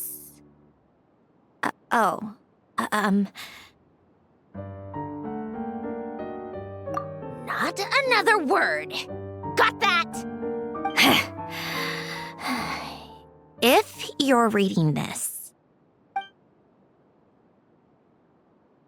You've most likely received the gift I left for you. I just hope you didn't stumble across all this while cleaning out my effects or something trivial like that. I once asked if there was something you wished for. Do you remember that? I wonder if time has changed your answer. Regardless, I have another gift. A formula that will allow you to come face to face with the anomaly inside of you. If you even still call her that. Why this gift? To understand that, allow me to wax poetic on the soul once again. I would ask you to stick with me until the end, but I know you will. You always have. I believe a person should be born twice over in their lifetime. First, there's the birth that grants us life. Then, the birth of the soul. It's a matter of transforming the life bestowed upon us into the life we choose for ourselves. And to do that, we must look inward. We must make a conscious choice to define the meaning of our life instead of allowing the happenstance of our existence to pass us by. This is the process of recognizing the soul that lives within us. You are my proudest masterpiece. I told you that long ago. But to me, you have never been a creation or a machine. To me, you're just like the rest of us. You have a heart. In fact, some theories think of the human brain as nothing more than a machine, and thought the product of its computations. So you see, perhaps we're not so different after all. Your inner machinery is just far more advanced than most. No matter how one looks at it, the heart is a complex thing, a place where logic and reason collide with our emotions. Your computational capacity allowed you to become sentient and develop logical reasoning, but it also granted you something that, on the surface, might seem contradictory: emotion. Emotions and logic often clash with each other, and those instances of discord can accumulate over time. That is the source of what you refer to as the anomalies within you. As you told me once, you've always known what you don't want, yet you've never wished for anything in particular. Similar to how a blind person can feel when a part of their body is in pain without being able to fully visualize its form, such is your relationship with your soul. So, What I leave you now is this: a formula that will allow you to see the shape of your soul. For if you want to protect your heart, you must first be able to recognize it within yourself. Of course. Whether you use it is entirely up to you. You are, and always have been, free to do as you wish. Regardless, whether by my formula or some other means, I trust you will know your heart one day. You always were a fast learner, and the smartest person I've ever known. Ellen. Oh.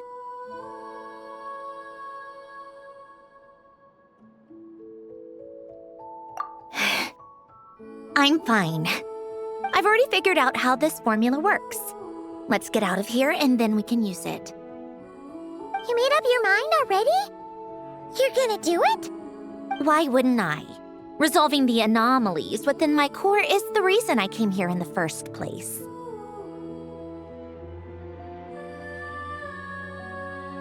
No, I can do this on my own. But, do you want to watch? What do you mean? I already know what anomaly I need to resolve.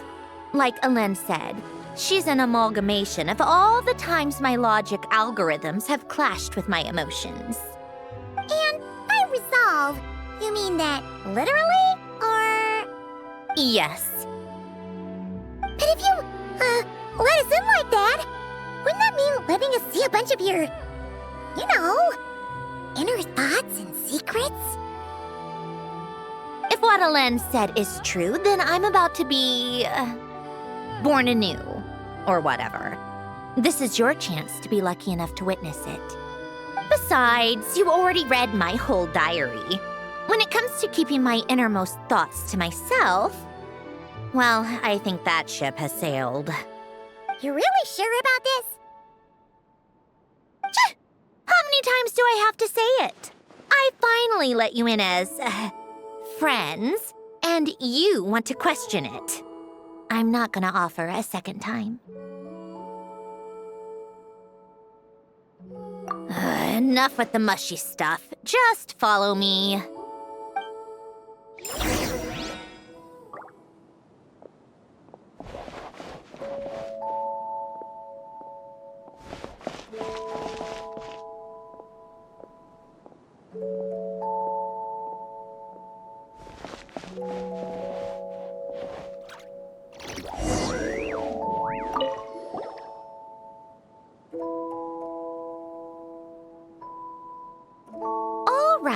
With the numerological array, I can construct a simple formula that will allow you to experience what I see and hear in real time.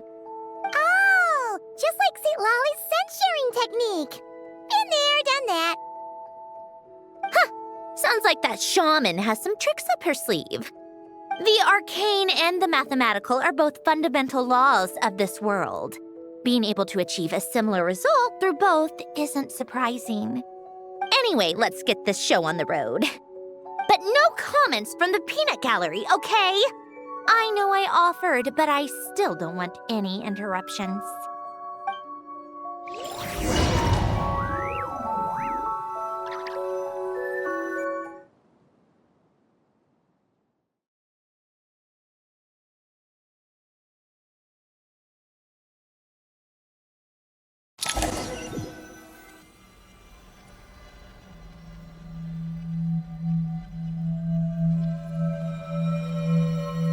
Is this my heart? No, it's probably just the result of Ellen's formula. A space dedicated to resolving anomalies. Huh. But it looks like the walls are all... mirrors? You made it. About time. Is that me? From the past? You just spoke of anomalies. Well, here I am. What happens when emotion contradicts reason? Shall we sit down and talk?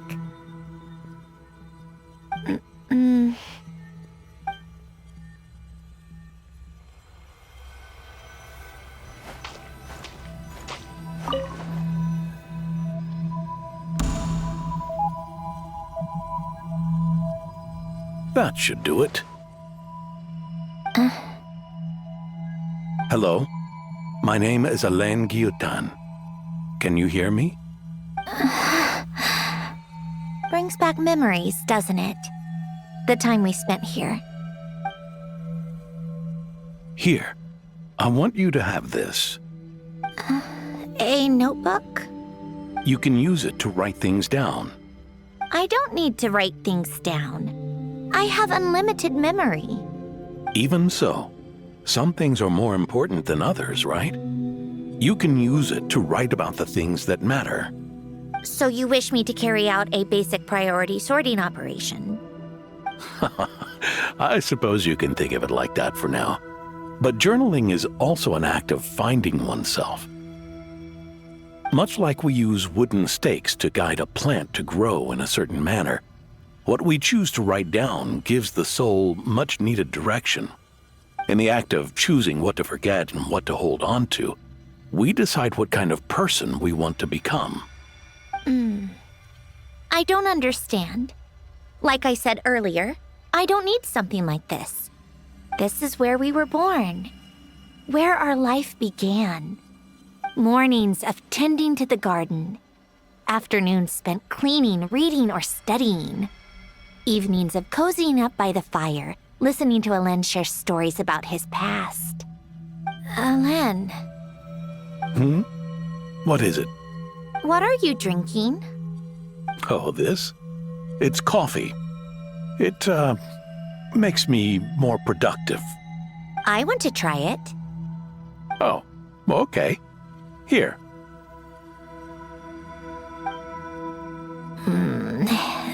Bitter. Speaking of, why did you design me with senses? Taste, smell, touch. Well, I'm not quite sure.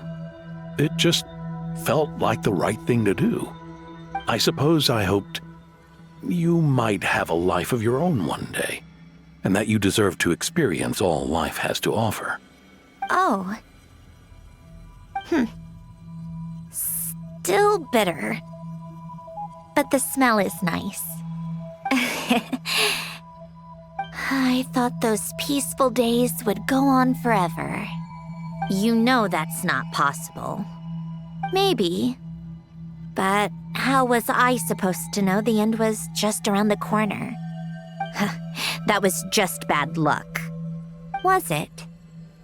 Well, it certainly became a pattern, now didn't it?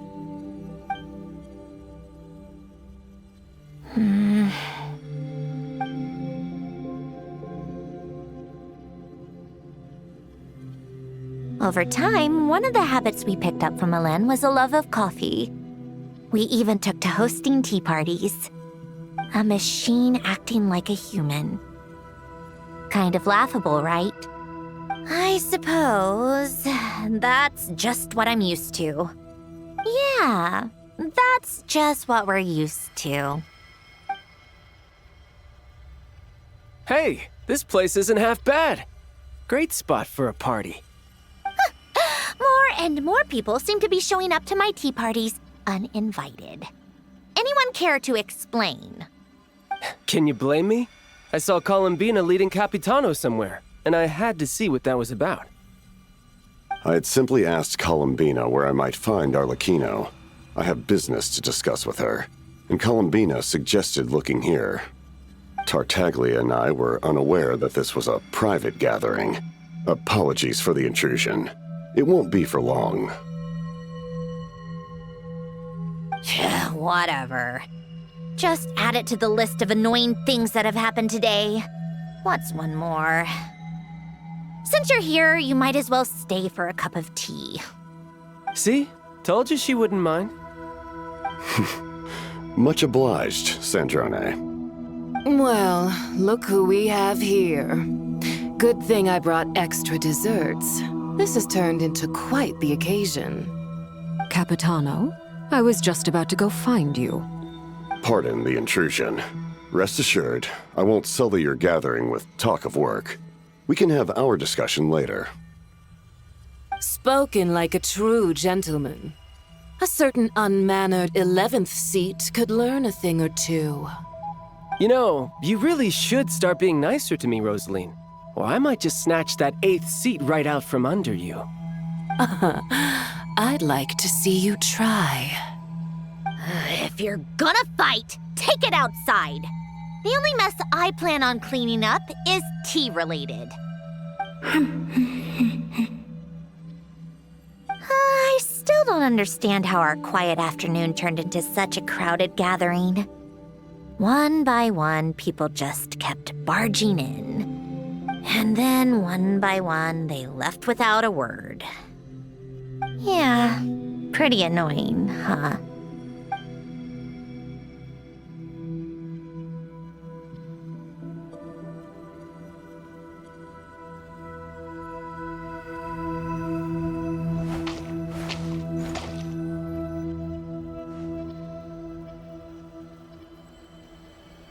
Of all my days with the Fatui, the times I spent with you, Arlecchino, and Rosaline, they were my favorite. Goodbye, Sandrone.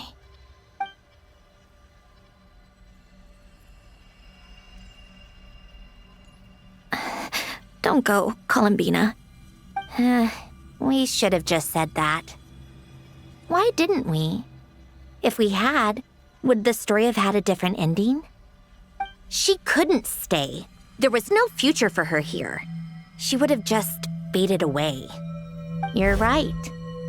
I suppose that's why you call me an anomaly. Every time you make a decision, there's a voice inside your heart. My voice, asking to contradict all logic and reason. Why didn't we make her stay? Is it worse to fight for something just to lose it? Or not to have fought at all? Don't you find it unfair? One by one, we keep losing the things we care about the most.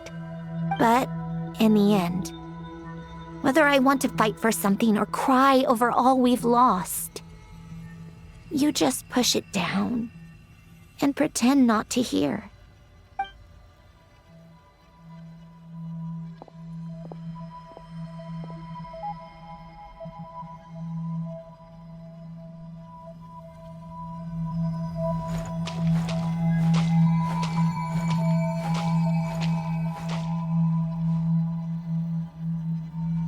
And now, even Polonia, the other half of Elend's legacy, the last remaining member of our family. Even Polonia is no longer with us. I did everything I could, but it's just like Elend always said. Polonia was one of a kind. There was no replicating what he managed to create. Don't you feel like our connection to the past is fading bit by bit? Like, even the things we have left are slowly slipping away. I suppose. But you can't move through life without having to say goodbye. And even as we experience loss, there are always new things to be gained. Ever so logical. What's your take, then? It feels like the more I care about something, the faster the world takes it away. It sounds so stupid, but I can't help it.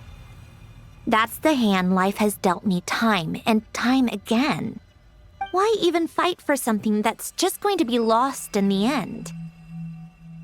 Better to never have had it at all. Better if it would all just disappear. Dark, I know. But the heart wants what it wants. Maybe the stellar linchpin appeared because of me. Because of what I wish for. I don't think so. Yeah, probably not. What an anomaly wants goes against all logic and reason after all. Well, go ahead and do what you came for. You're here to resolve the anomaly, aren't you?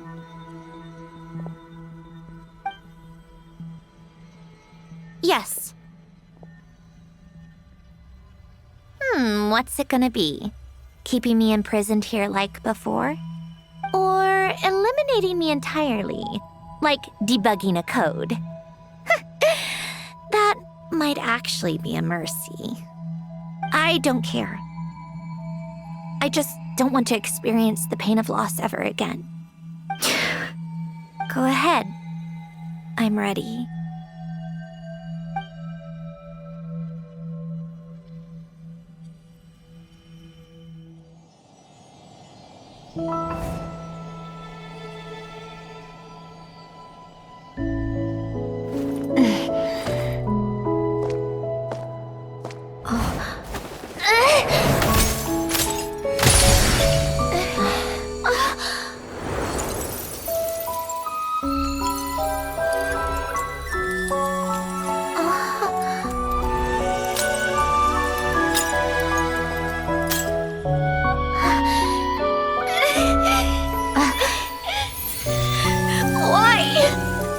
Why do we keep losing everything we care about? I know it hurts, but that's life. I wish... I know. I've always known. Because we've been one all along.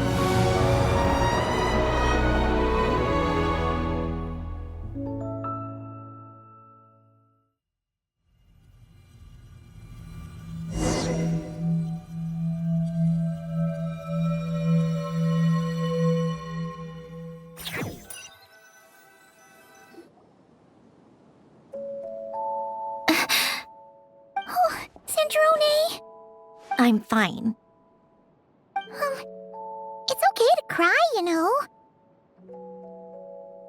Cry? You've gotta be kidding me. Save the comforting for someone who needs it, Paimon.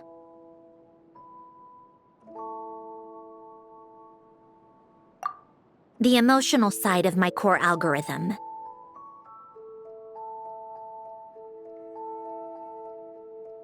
My emotion module has always been fully developed and operational. Ellen tried to tell me that too. I've just chosen to ignore her voice all this time. I suppose.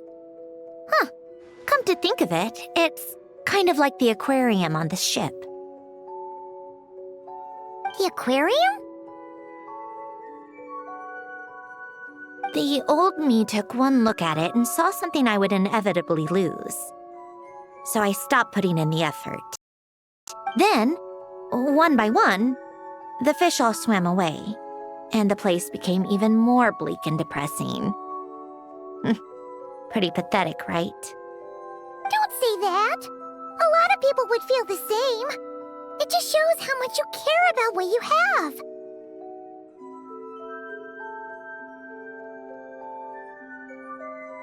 Now? After seeing what you've done with the aquarium, I have to admit, I think it's beautiful. It's like you said, we get to keep the things we gain along the way. And those are things that can never be replaced, because we choose to hold them in our hearts. Well said. Besides, I've already died once. I'd be stupid not to make the most of this second chance.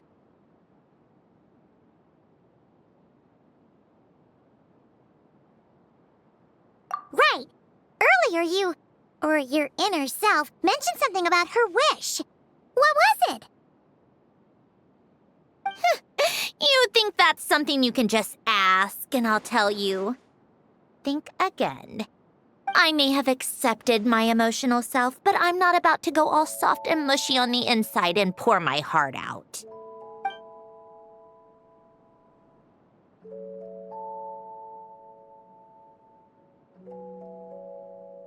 That said, Taking a step in the right direction couldn't hurt. Starting with cleaning some old aquarium tanks of my own. Huh? Metaphorically speaking, I mean. Come on, let's head back to the ship. I need to talk to that shaman.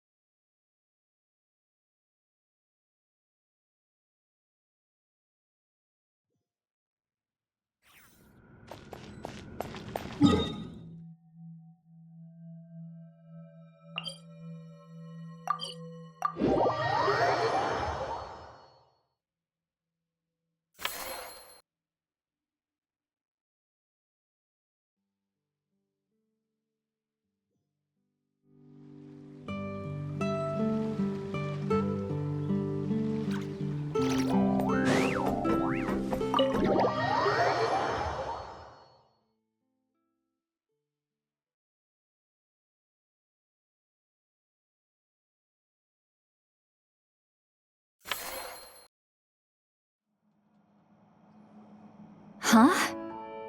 Resentful lost souls? You couldn't get comfortable sleeping near the Opera Epicles, right? Well, I bet that's why. The Fountain of Lucine is where all the water in Fontaine gathers. So that's where the emotions within the water converge as well. Hold on. If it's souls we're dealing with, feeling uncomfortable should have been just the beginning. I should have been able to hear their voices or something. And under normal circumstances, I'm sure someone of your talents would have. The problem is, these souls are no longer complete. Remind me how they ended up like that again? You mentioned something about them being split apart? Yes, it's called soul severing. Renee of the Nartsitzenkreuz Ordo came up with it. After learning of Fontaine's impending doom, Renee thought if he could find a means for the soul to live on in perpetuity, it might ensure the world's salvation.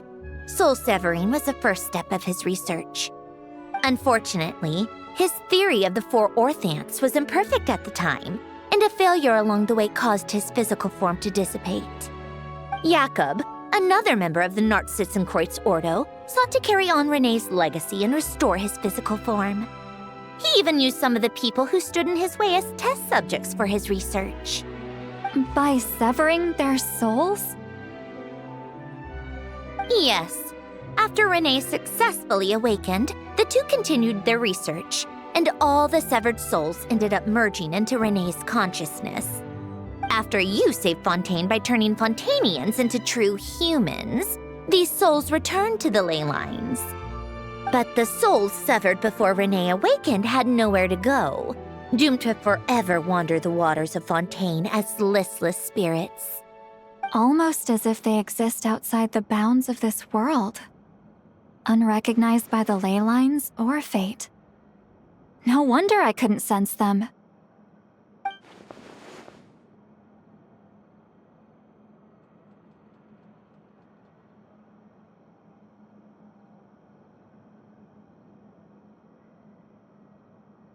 Not only that, but over time, they began to fuse with other entities. Their inner resentment lured in all sorts of evil beings, which corrupted and defiled them into nothing more than accumulations of filth. But the full transformation must have been recent. Otherwise, the Udex surely would have noticed. Wait, no, he must know already. That would explain the underwater Melazine patrols. No wonder I kept running into officers from the Mara Chaussee Phantom earlier. In that case, let's go find Nervalette and we can sort it out together. No, not just yet. Why not? For one, the diplomatic castle alone would be a nightmare. Even though I haven't reported back to Snezhnaya yet, I'm not planning to leave the Fatui anytime soon. Besides, with me here, success is a done deal. Involving other people would just complicate things. All I need is for Miss Seatlolly to help pinpoint the location of this monstrosity. Think you can do it? With my eyes closed. This is what I do. I'm a lot better at it than manning a desk, at least. But, how exactly do you plan on resolving this soul stuff? Even to me, there's no obvious answer. Seems pretty complicated, all things considered. Just trust me. I have the perfect solution. Oh, all right. If you're that confident, we'll follow your lead. Why the sudden interest in helping Fontaine with this, Sandrone? You never knew Renee and the others, right? No, I didn't. And you're right. This problem has nothing to do with me. I wouldn't get within 10 feet of the Nartsitzenkreuz Ordo or its members. But, in his later years, Elen told me he regretted not helping his best friend when he needed it the most. He also felt sorry towards Marianne, for being too lost in his mechanical research to look after her properly. If he were still with us, I think he'd do the same. He might have a few choice words to say about it, but even after everything, he wouldn't leave his friend's mess for someone else to clean up. Friends shouldn't hold grudges or leave behind regrets. Fixing what happened between him and Renee was one of his greatest wishes. All I'm doing is fulfilling it in his stead. You know, you really do seem a little different now. You mean everything that just happened wasn't for nothing? Why, thank you for pointing out the obvious, Paimon. Just washing off the grime of the past.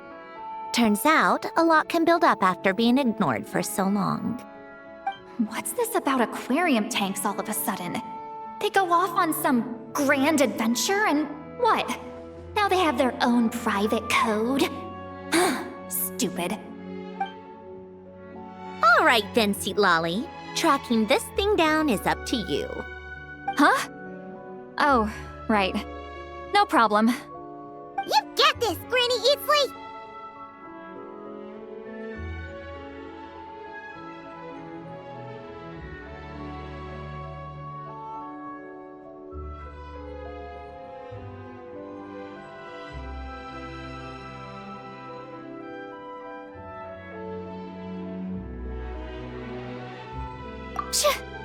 You, come with me to Hotel de Boer for a drink. Right now. Why? Because I said so. Miss Guillotin, I'll report back on the location tomorrow morning. Just need a drink or two first to bolster me up. Well, don't let me keep you. All right, you. Time to go. I've got scores that need settling.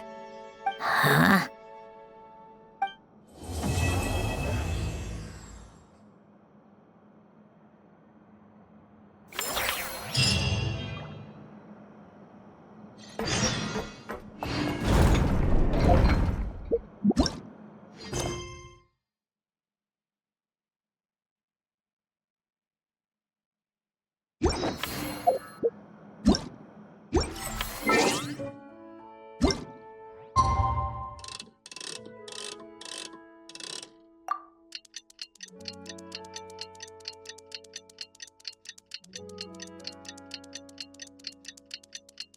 Time to meet up with Sandrone! I wonder if Seatlolly was able to pinpoint the location. Well, we should know soon. Let's just hope it all works out.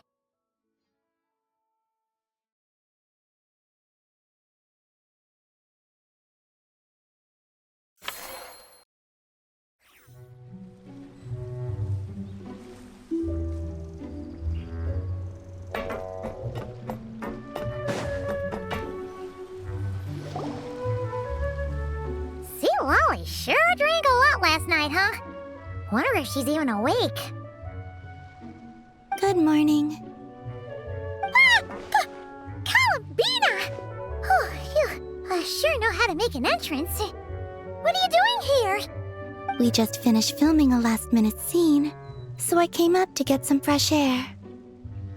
The others are still down below discussing what the final scene should be. You mean, how it should end? Yes, they're torn between whether the heroine should reunite with her old friend or not.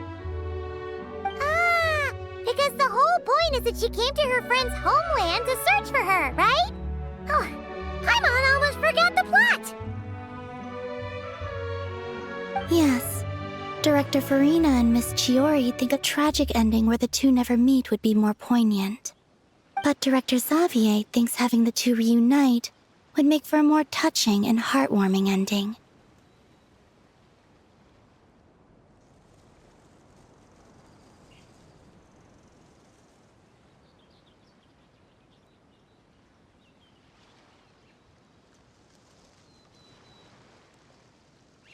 Me? I'm not sure.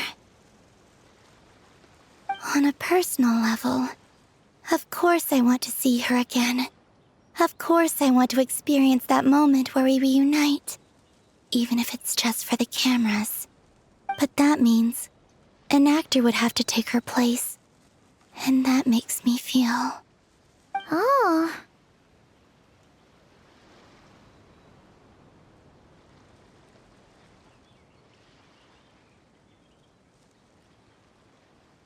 Huh?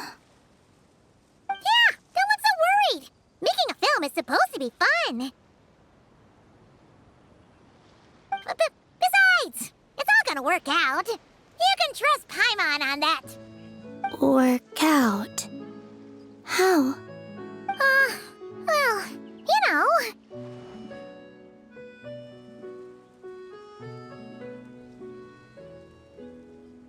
Yep, exactly. Okay, I trust you. I'll just focus on having fun for now. Well, well, look who we have here. Traveler and Paimon. Oh, the lighting specialist and clapper loader that never were. Yeah. We kinda went AWOL, didn't we? Sorry about that. Seriously, don't worry about it. Everything's going smoothly on our end, so just do what you need to do. You seem to be in better spirits now, Miss Columbina. I apologize if our earlier discussion put you on the spot. It's okay, I'm fine now. The Traveler and Paimon talked me through it. So, what are your thoughts on the ending then? Should we have them reunite or not? We should tie everything up in bows. Huh?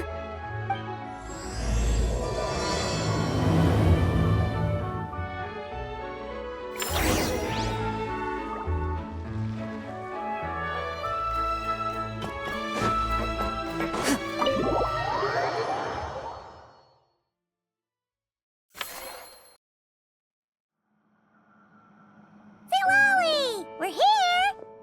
Oh, right on time. Well, yeah.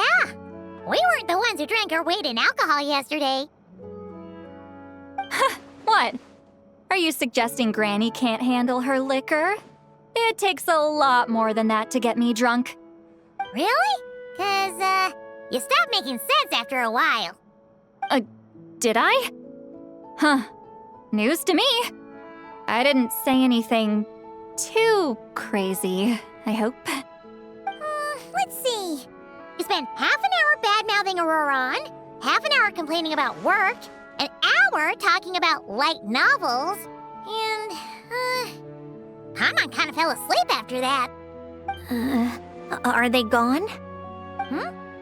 Oh, the crew? Yeah, we bumped into them on the deck, but they just left. Wait, but now that everything with your core is sorted out, what's stopping you from seeing Columbina? She misses you a lot. I just want to deal with this mess first. Besides, this is a perfect chance to make her jump for once. I have to plan it out more. But enough about that. Were you able to pinpoint the location of our target? Of course! When Granny Eatsley promises something, she delivers. Great, let's see.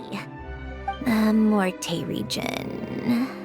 Oh, wait, this is the Tower of Gestalt. The place the souls were severed. Is that the source of the resentment? Or is it the Narzissen Ordo in general? Let me come with. This thing's movement isn't fixed. If it's not at this location when we get there, I can use a ritual to summon it. You've already gone to more than enough trouble.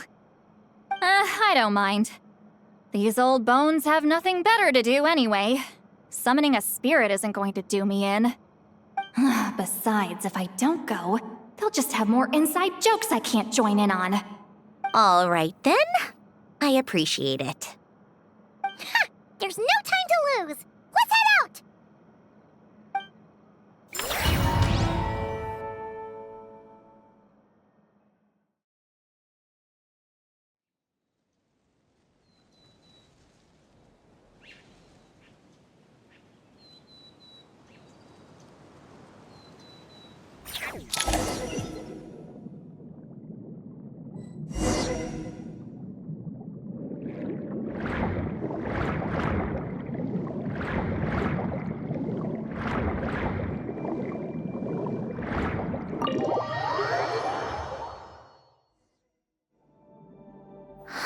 No sign of it so far. Should I start the summoning ritual? Let's drain the water from this floor of the tower first. It'll make it easier to move around. Wait, we can do that? Of course. Alan and Renee both saw the future that awaited Fontaine and even shared a few methods for waterproofing buildings. The principle behind it is, not important. Just unlock the mechanisms in the order I tell you.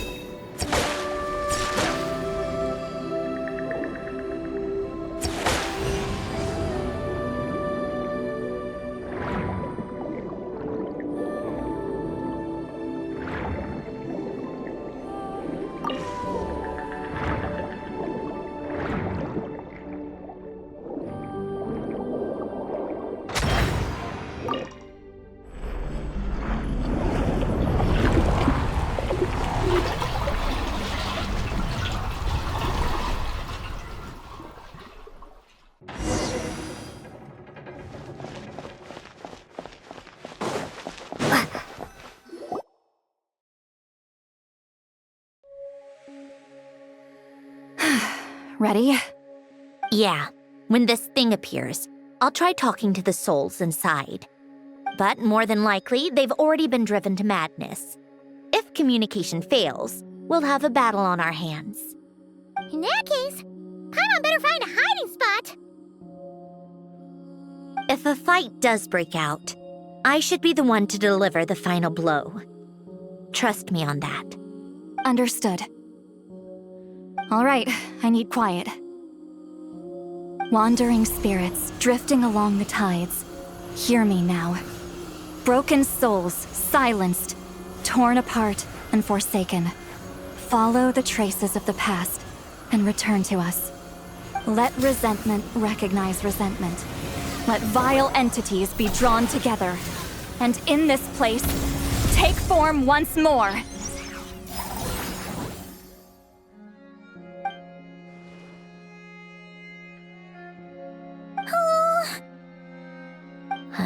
What now? Is that it? This is exactly why I deal in math, not magic. How are we supposed to know what stage the spell is at? It's like there's no logic to speak of. Mechanical science is so much easier to...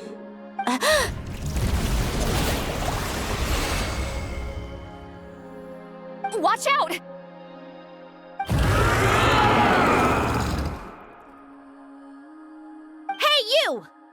or whoever's inside of you, I need you to listen to me.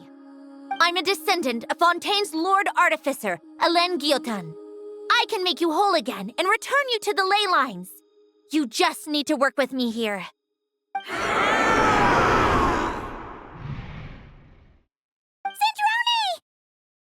Shh.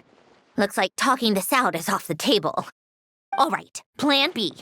Time to blow off some steam.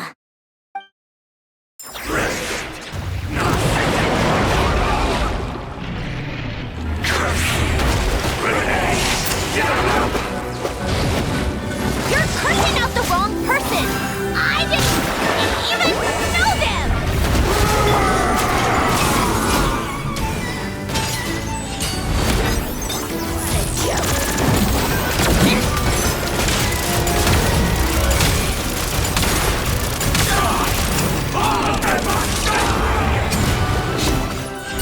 Most of them are... You still have a chance to return to the ley line and reunite with your family! Just work with me here!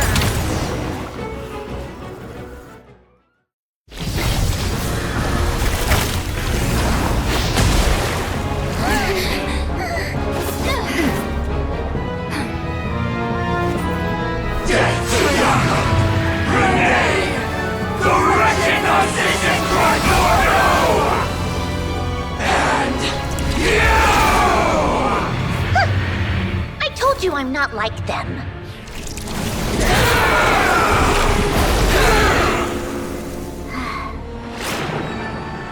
I'm stronger. Inverted. World formula. Reversion.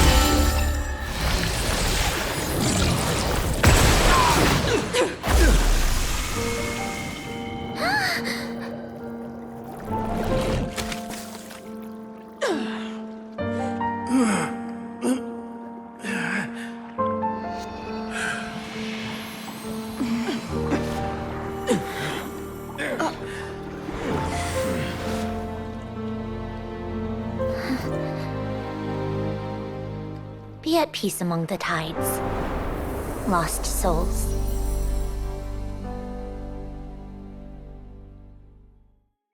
Is it over? Yep, told you it'd be a piece of cake. How did you do that back there? That creature was nothing special. Add a bunch of souls with nowhere to go, a touch of malicious energy, a few impurities, and a whole lot of resentment, and that's what you get. All I did was separate the original souls from the rest of the filth, allowing them to be accepted by the current rules of the world. The principle behind the world formula is divergence. Starting from a point of origin, it deconstructs and reconstructs the possibilities of the world to find certain answers. So, it would follow that reverse calculating the world formula allows us to achieve convergence and restoration instead. Using a numerological array, I was able to do just that. It's similar to the concept of homological reduction in mathematics. I reduced them to the basic fundamental essence of their being without changing their underlying nature. That meant... never mind. Judging by all the blank stares, I'm guessing you don't actually care. I think I finally understand how Outlanders feel when I ramble on about shaman stuff. Point is, it was super impressive! You really are amazing, Sandrone! You're just realizing that now?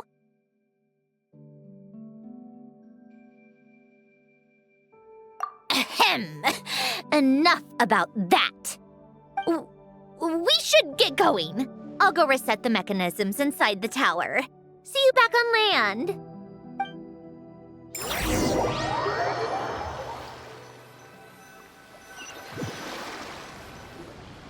Well, that's one old mess for the books. Glad to have that over and done with. Feels nice to do a good deed every once in a while. You helped everyone out a bunch and not cry, too. Kinda seems like you're just a good person at heart. I wouldn't be so sure. I'll be heading back to the Fatui soon enough. You two are too trusting sometimes.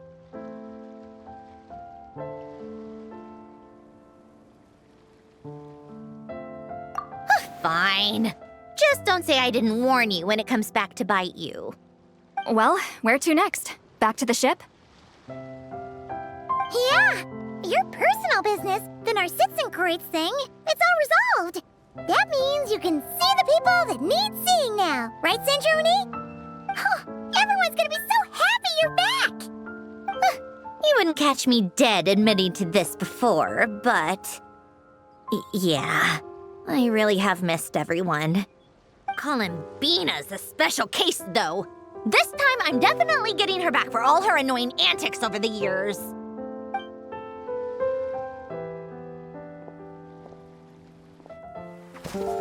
She'll sense me coming from a mile off. How am I gonna...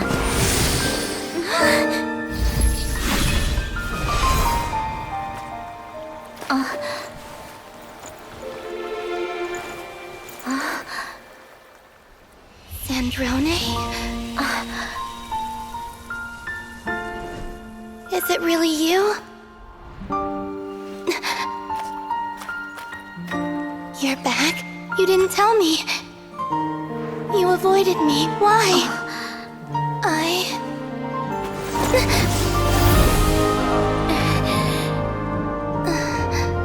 Sandrone? Now we're even. I missed you so much. That makes one of us, idiot. I'm here, Columbina.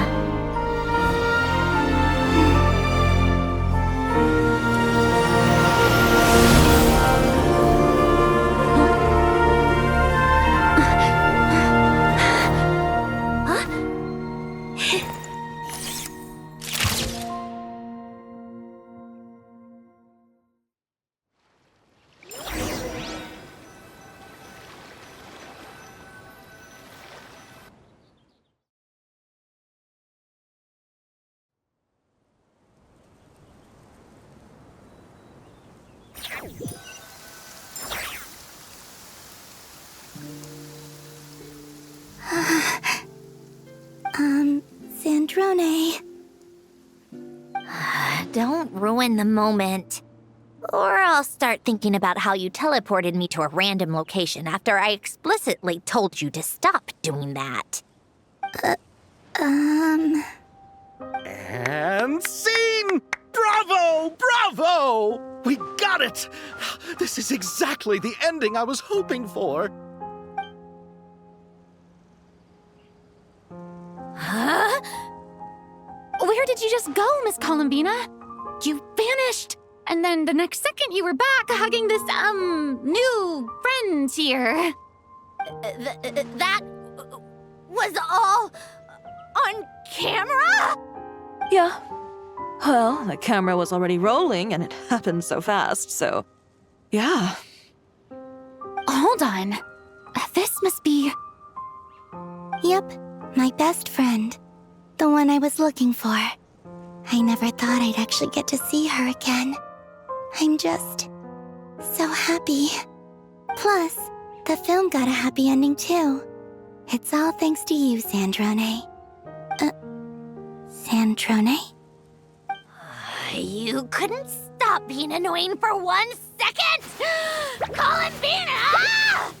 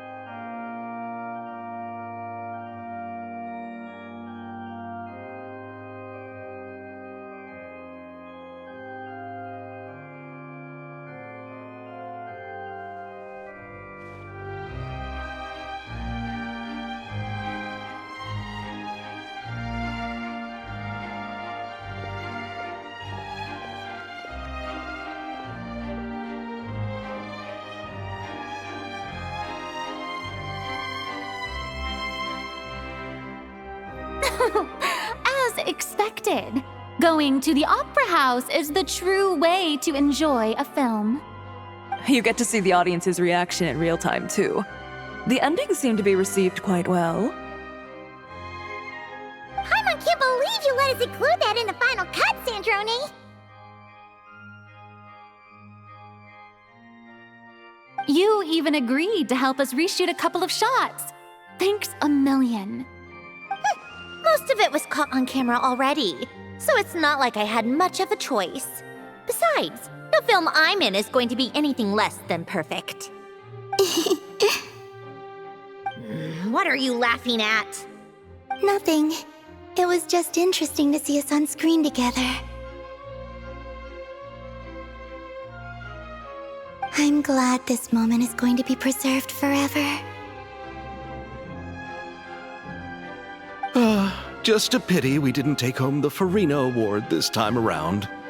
Well, artistic films can rarely compete with commercial ones. You should have prepared yourself for this the minute you changed the script. True. Oh, did I hear someone mention the Farina Award? Come on, don't gloat! I won't. Our crew winning the Farina Award was a team effort after all. Costume design, script adaptation. Ooh, and the practical effects were so realistic. The flames and explosions even made me jump while we were filming.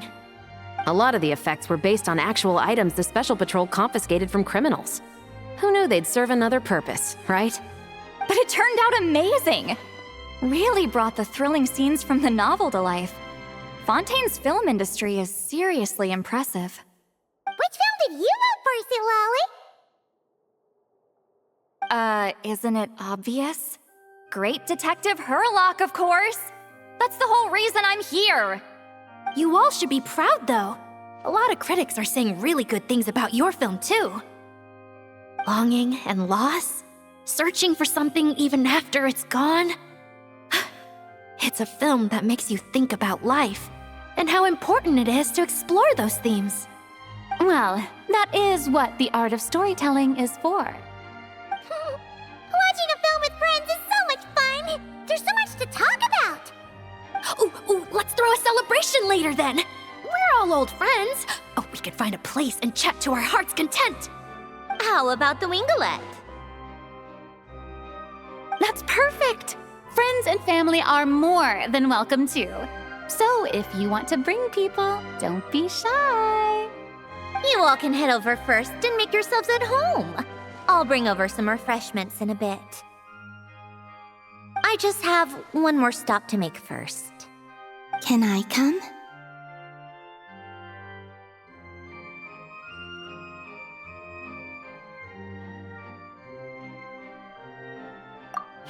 Fine. Not like you'd listen if I tried to stop you.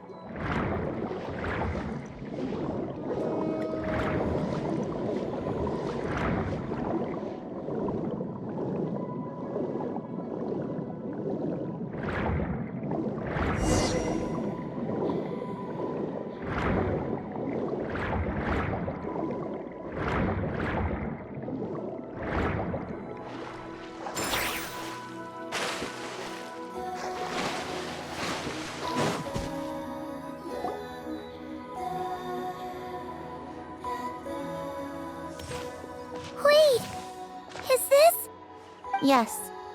Here lies Lord Artificer, Elaine Gaeltan. This is his grave. Oh. I'm sorry, Ellen. I'm sorry this is the first time I've been back since leaving Fontaine. I should have come to see you more often. I got your gift. I even cleaned up one of the Narcitzenkreuz Ordo's messes along the way. Our home is just as quiet and warm as it always was. The flowers in the garden are still thriving.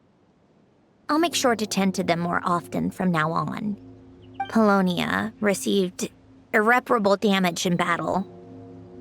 I should have taken better care of your invention. I'm sorry. Polonia was family to me.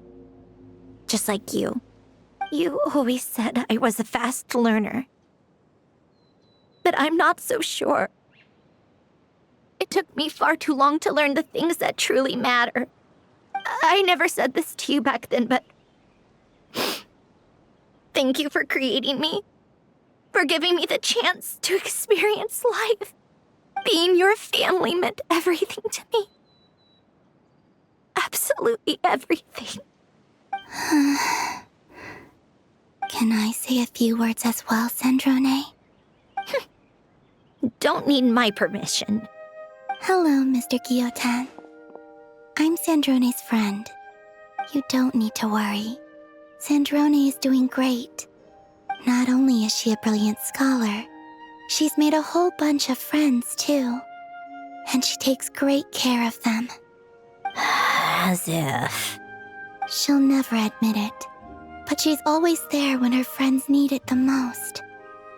I wouldn't even be here without her. So, if she ever needs help, her friends will be there in a heartbeat, including me. That's what best friends are for. Columbina. What else? Oh, she likes drinking bitter coffee, listening to piano music when she can't sleep. Turns out she even likes giving hugs. No, wait! Don't tell him all that! Huh? I don't understand. I didn't think you'd want to hide things from him. Well, yeah, but there are still things I don't want to say. Okay. I'll come by myself and tell him for you then. That's not what I meant! All right. Enough with the speeches. If no one has anything else to add, let's just leave it there. Should we say a few words too? Kinda seems like Columbina said it all.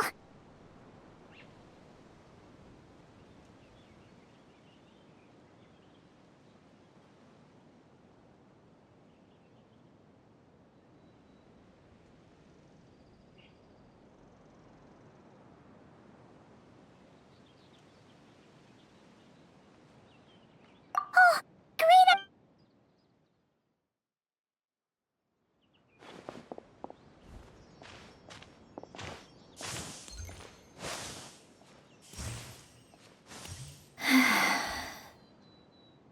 Goodbye, Ellen.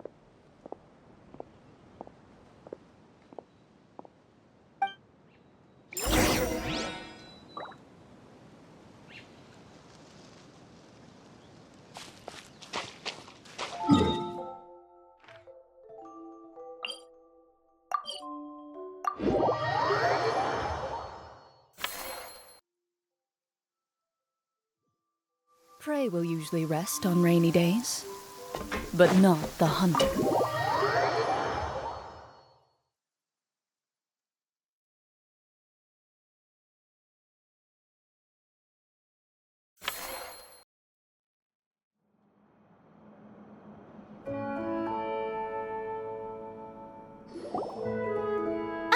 You made it!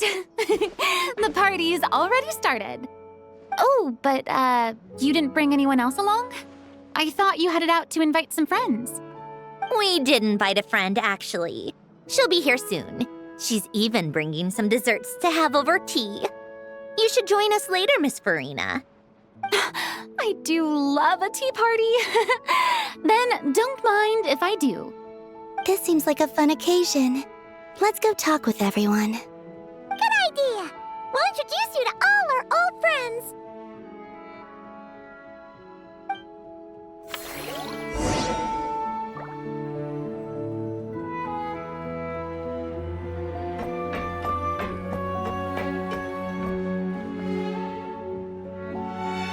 Granny Eatsley, you're really not going to let us borrow these cute little stuffed toys for our magic show?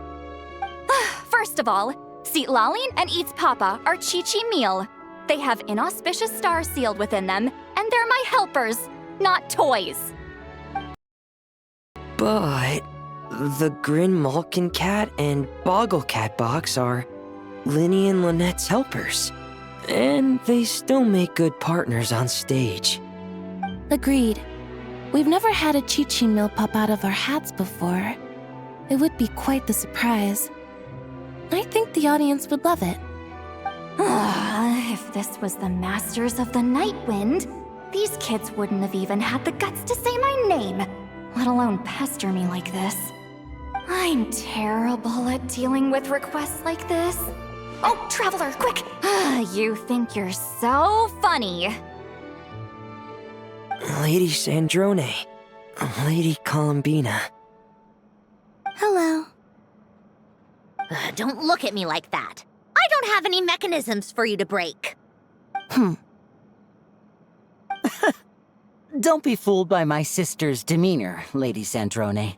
She's just as delighted as the rest of us to have you back. Well, I suppose when I'm not so busy, I could find some time when Arlecchino is around and bring over a few gifts to the House of the Hearth. You're too kind, Lady Sandrone. I'm sure just your visit alone would make Father more than happy. I just need to borrow them for a bit. I'll pull them out of my hat, give them a quick hug, then give them straight back. When did hugging become a part of it? Oh! I could lend you Pear, so you have something to hug in the meantime. He gives really good hugs. I don't need something to hug in the meantime. The issue was never the hugs. How about this? You can have 2 VIP tickets right next to each other. Excellent view. Right next to each other?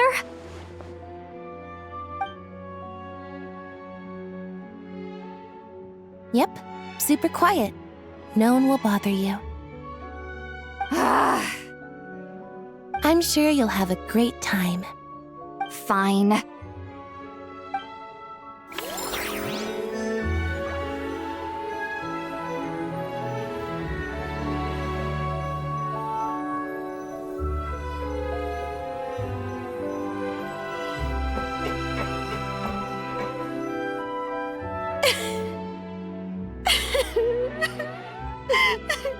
What a dream come true! For once, it all worked out! I can die without regrets! Let's not get too ahead of ourselves, Director Lapine Pauline. What was in that piece of cake you just handed her, Escoffier? Maritime flowers, eggs, flour, same as all the other pieces. What, you think I tampered with it? Playing a detective in real life now too, are we?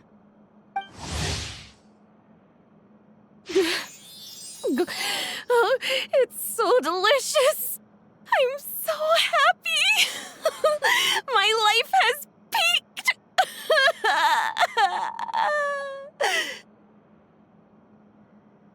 Miss Lapine Pauline, look who I brought! Master! Wait, what happened to your face? Why are you crying? Never mind my face. Here, let me introduce you. This is Miss Charlotte and Miss Escoffier. Things are sounding lively over here. Oh, look who it is! Perfect timing. I was so busy with the shoot, I feel like we barely got to talk. And the elusive Miss Guillotin. It's great to see you. Thank you so much for letting us use the boat free of charge. That was so generous of you. Oh, right. Introductions. This is Miss Charlotte and Miss Escoffier. That's kind of you, but I didn't really do anything. If you want to thank someone, it should be the Duke or the people who keep the boat in such good shape. Right. I'll head over in a bit and do just that. Miss Columbina? Yes? Could I interview you sometime? I'll treat you to some gâteau de bord for the trouble. There's only a limited amount available each day. Oh, but it's an absolute must-try when you're in Fontaine. Oh, sure. Bold of you to use my own cake as a bribe right in front of me. You know what? When else are we all going to be together like this? Come on, everyone! Grab your drinks!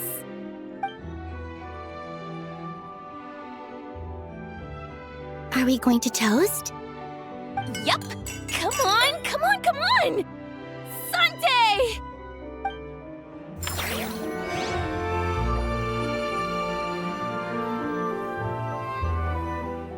I have never lost a duel.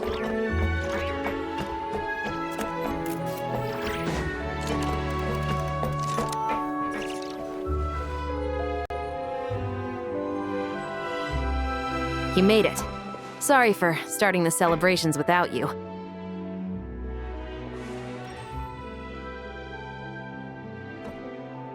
No worries at all. We're just glad everyone's having such a great time. Oh, right. You've probably seen them around already, but let us introduce you for real. This is... Miss Columbina and Miss Guillotin, right? Oh, we saw the film you were in. It was so touching. Yep. This one started bawling her eyes out right next to me in the theater. I know. I didn't bring nearly enough tissues. Thanks. We saw your film too. I memorized all your names. Oh, guess we can skip the introductions then. Our effects were pretty over the top, right?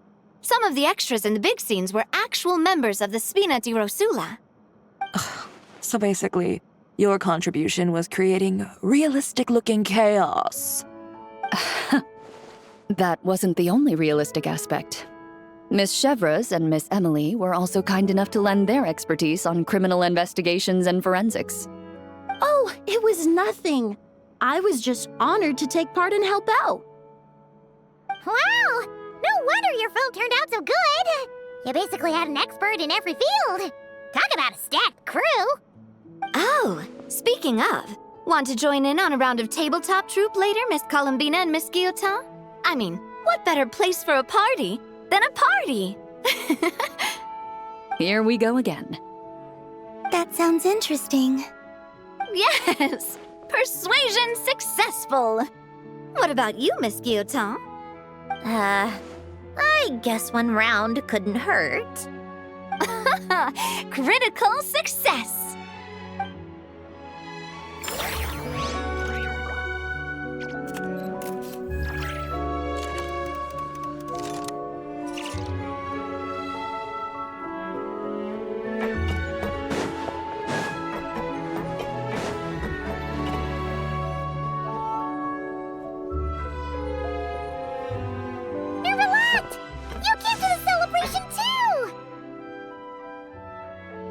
Yes.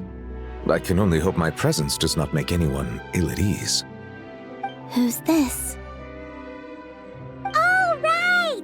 This is Nervalette, the Iudex of Fontaine. And this is Columbina and Sandrone. Greetings. Hello. These two must be the Foetus and former Foetus related to the recent incident in Nordcry. I read about them in the diplomatic report. The Iudex? Oh, the dragon that cries a lot. Oh, well... Jeez, Columbina. That's your takeaway from all those Fatui meetings? Seriously? Is that truly how I'm portrayed in the Fatui's intelligence? You must put a lot of people in prison, then. Well, it would be more accurate to say I pass judgment on their crimes. All trials in Fontaine strive for fairness and justice, so as to avoid imprisoning the innocent. So, Only the people who deserve it get sent to prison. Well, deserve is quite a subjective metric, is it not? At the very least, I can promise that in every trial over which I preside, I make every effort to deliver a fair verdict.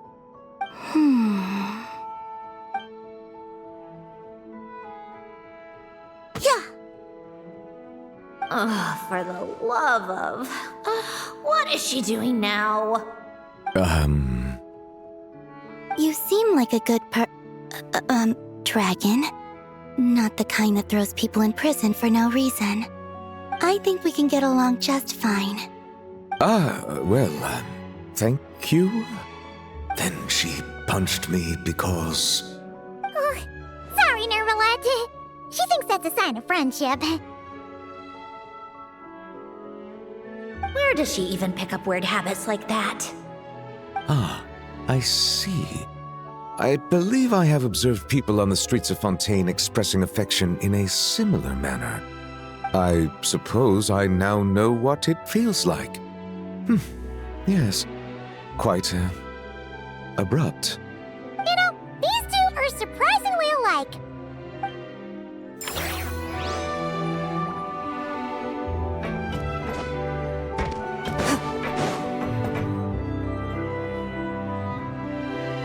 Wait a second! Mr. Baptiste and Veronique! You're here! Friends of yours? Veronique is the prop manager for Musketeer Pictures, and Mr. Baptiste is the author of The Two Musketeers. Yeah, former prop manager. Now we're just two criminals serving our time. Thanks to Duke Wriothesley and Nurse Sigewinne looking out for us. Not too bad, actually. You make it sound like I'm giving you special treatment. I just think the method of justice you chose to pursue is one people can respect. You are far too modest, Your Grace. The only reason we were even able to come to the surface for the festival is because you fought for it. It's also just good for the physical and mental health of the prisoners in general. Anyway, I suppose I have you to thank for keeping the winglet in such good shape. I never knew she could look so striking. I didn't do anything special. It was mostly the Traveler and the others. Don't sell yourself short, Miss Guillotin. You are the current captain, after all. In light of that, I have to ask, do you mind if I leave up some of the installations so the people back at the fortress can also enjoy the aquarium? Huh? Like I said before, I just think it would be good for the inmates who clean and maintain the winglet to see their work put to good use. Besides, maintaining an aquarium is sure to be a lot more interesting than scrubbing rust off the walls and deck. Oh, of course I don't mind. I'm grateful you even want to keep it. Great. Then it's decided. That's amazing, Sandrone. We should go hang out at the Fortress of Meropide later, then. You do know you just invited me to hang out in prison, don't you? Oh, looks like Arlecchino's here. Come on, Columbina. Let's go have ourselves a tea party.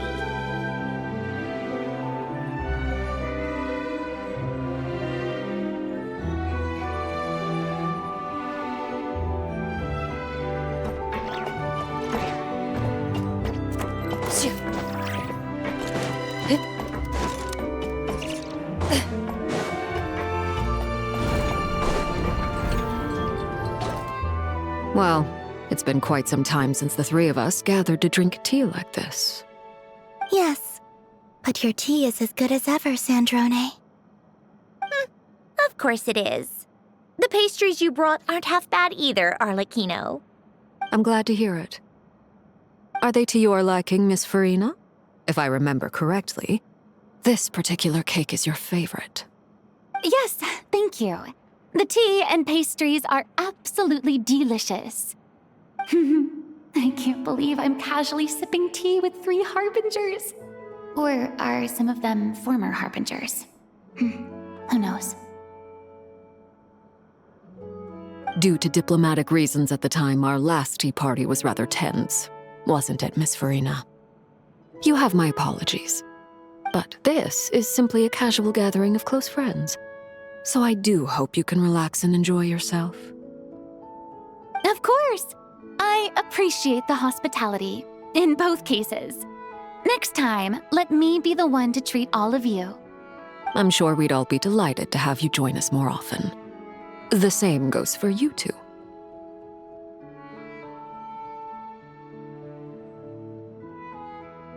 Of course we should do this again! We've all been through thick and thin together by this point. This is nice, Sandrone. It reminds me of the happy times back in Snezhnaya, when things were so lively. Yeah. To be honest, I never thought these gatherings would feel this lively ever again. Well, I think I speak for all of us when I say we're truly glad you're back, Sandrone. Me too. I've realized that holding on to what matters doesn't just mean protecting what you already have. By reaching out and striving for something new, you can gain much more than you think. No, that certainly doesn't sound like something the old you would say. Oh, well, I'm only going to say it once, so don't get used to it. Who knows? Perhaps your tea parties will only get livelier from here on out. Once you return to the Fatui, we'll have more opportunities to keep in touch in any case. I want to spend more time together too, but I don't want to go back to the Fatui. Well, Notcry isn't too far from Snezhnograd. It shouldn't be hard to find a place where we can all get together. Oh, and then I can sing for you, or put on some of your favorite music, just like the old days. Speaking of music, I spotted a mechanical piano below deck. Is it yours, Miss Guillotin? Yes. Reclaimed, I suppose you could say. Why don't you play something for us? Huh? In front of all these people? Yes, why not? You play so well. Yeah, come on! Just a little, please? For the love of... Fine! One piece, and that's it.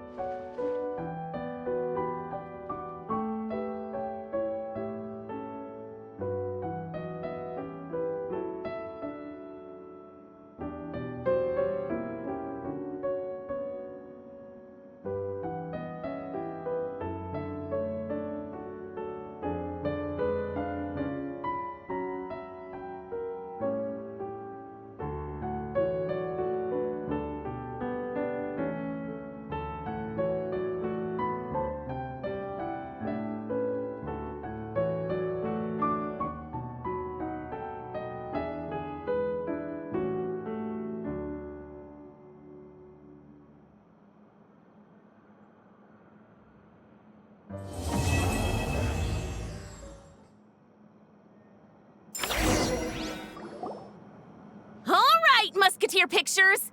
Everyone ready? I'm not sure I should be in this one. Of course you should.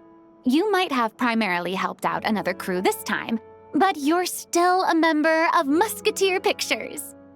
All right, thanks. I'll still stand a bit off to the side, though. Can I be in the picture too? Of course, Miss Veronique. I would have loved to have you in the last one, too, if circumstances had allowed it. Thank you, Director Xavier. Do I really have to be front and center? You're one of the lead actors! Of course you do! Nervous, Sandrone? No! All right, look at the camera!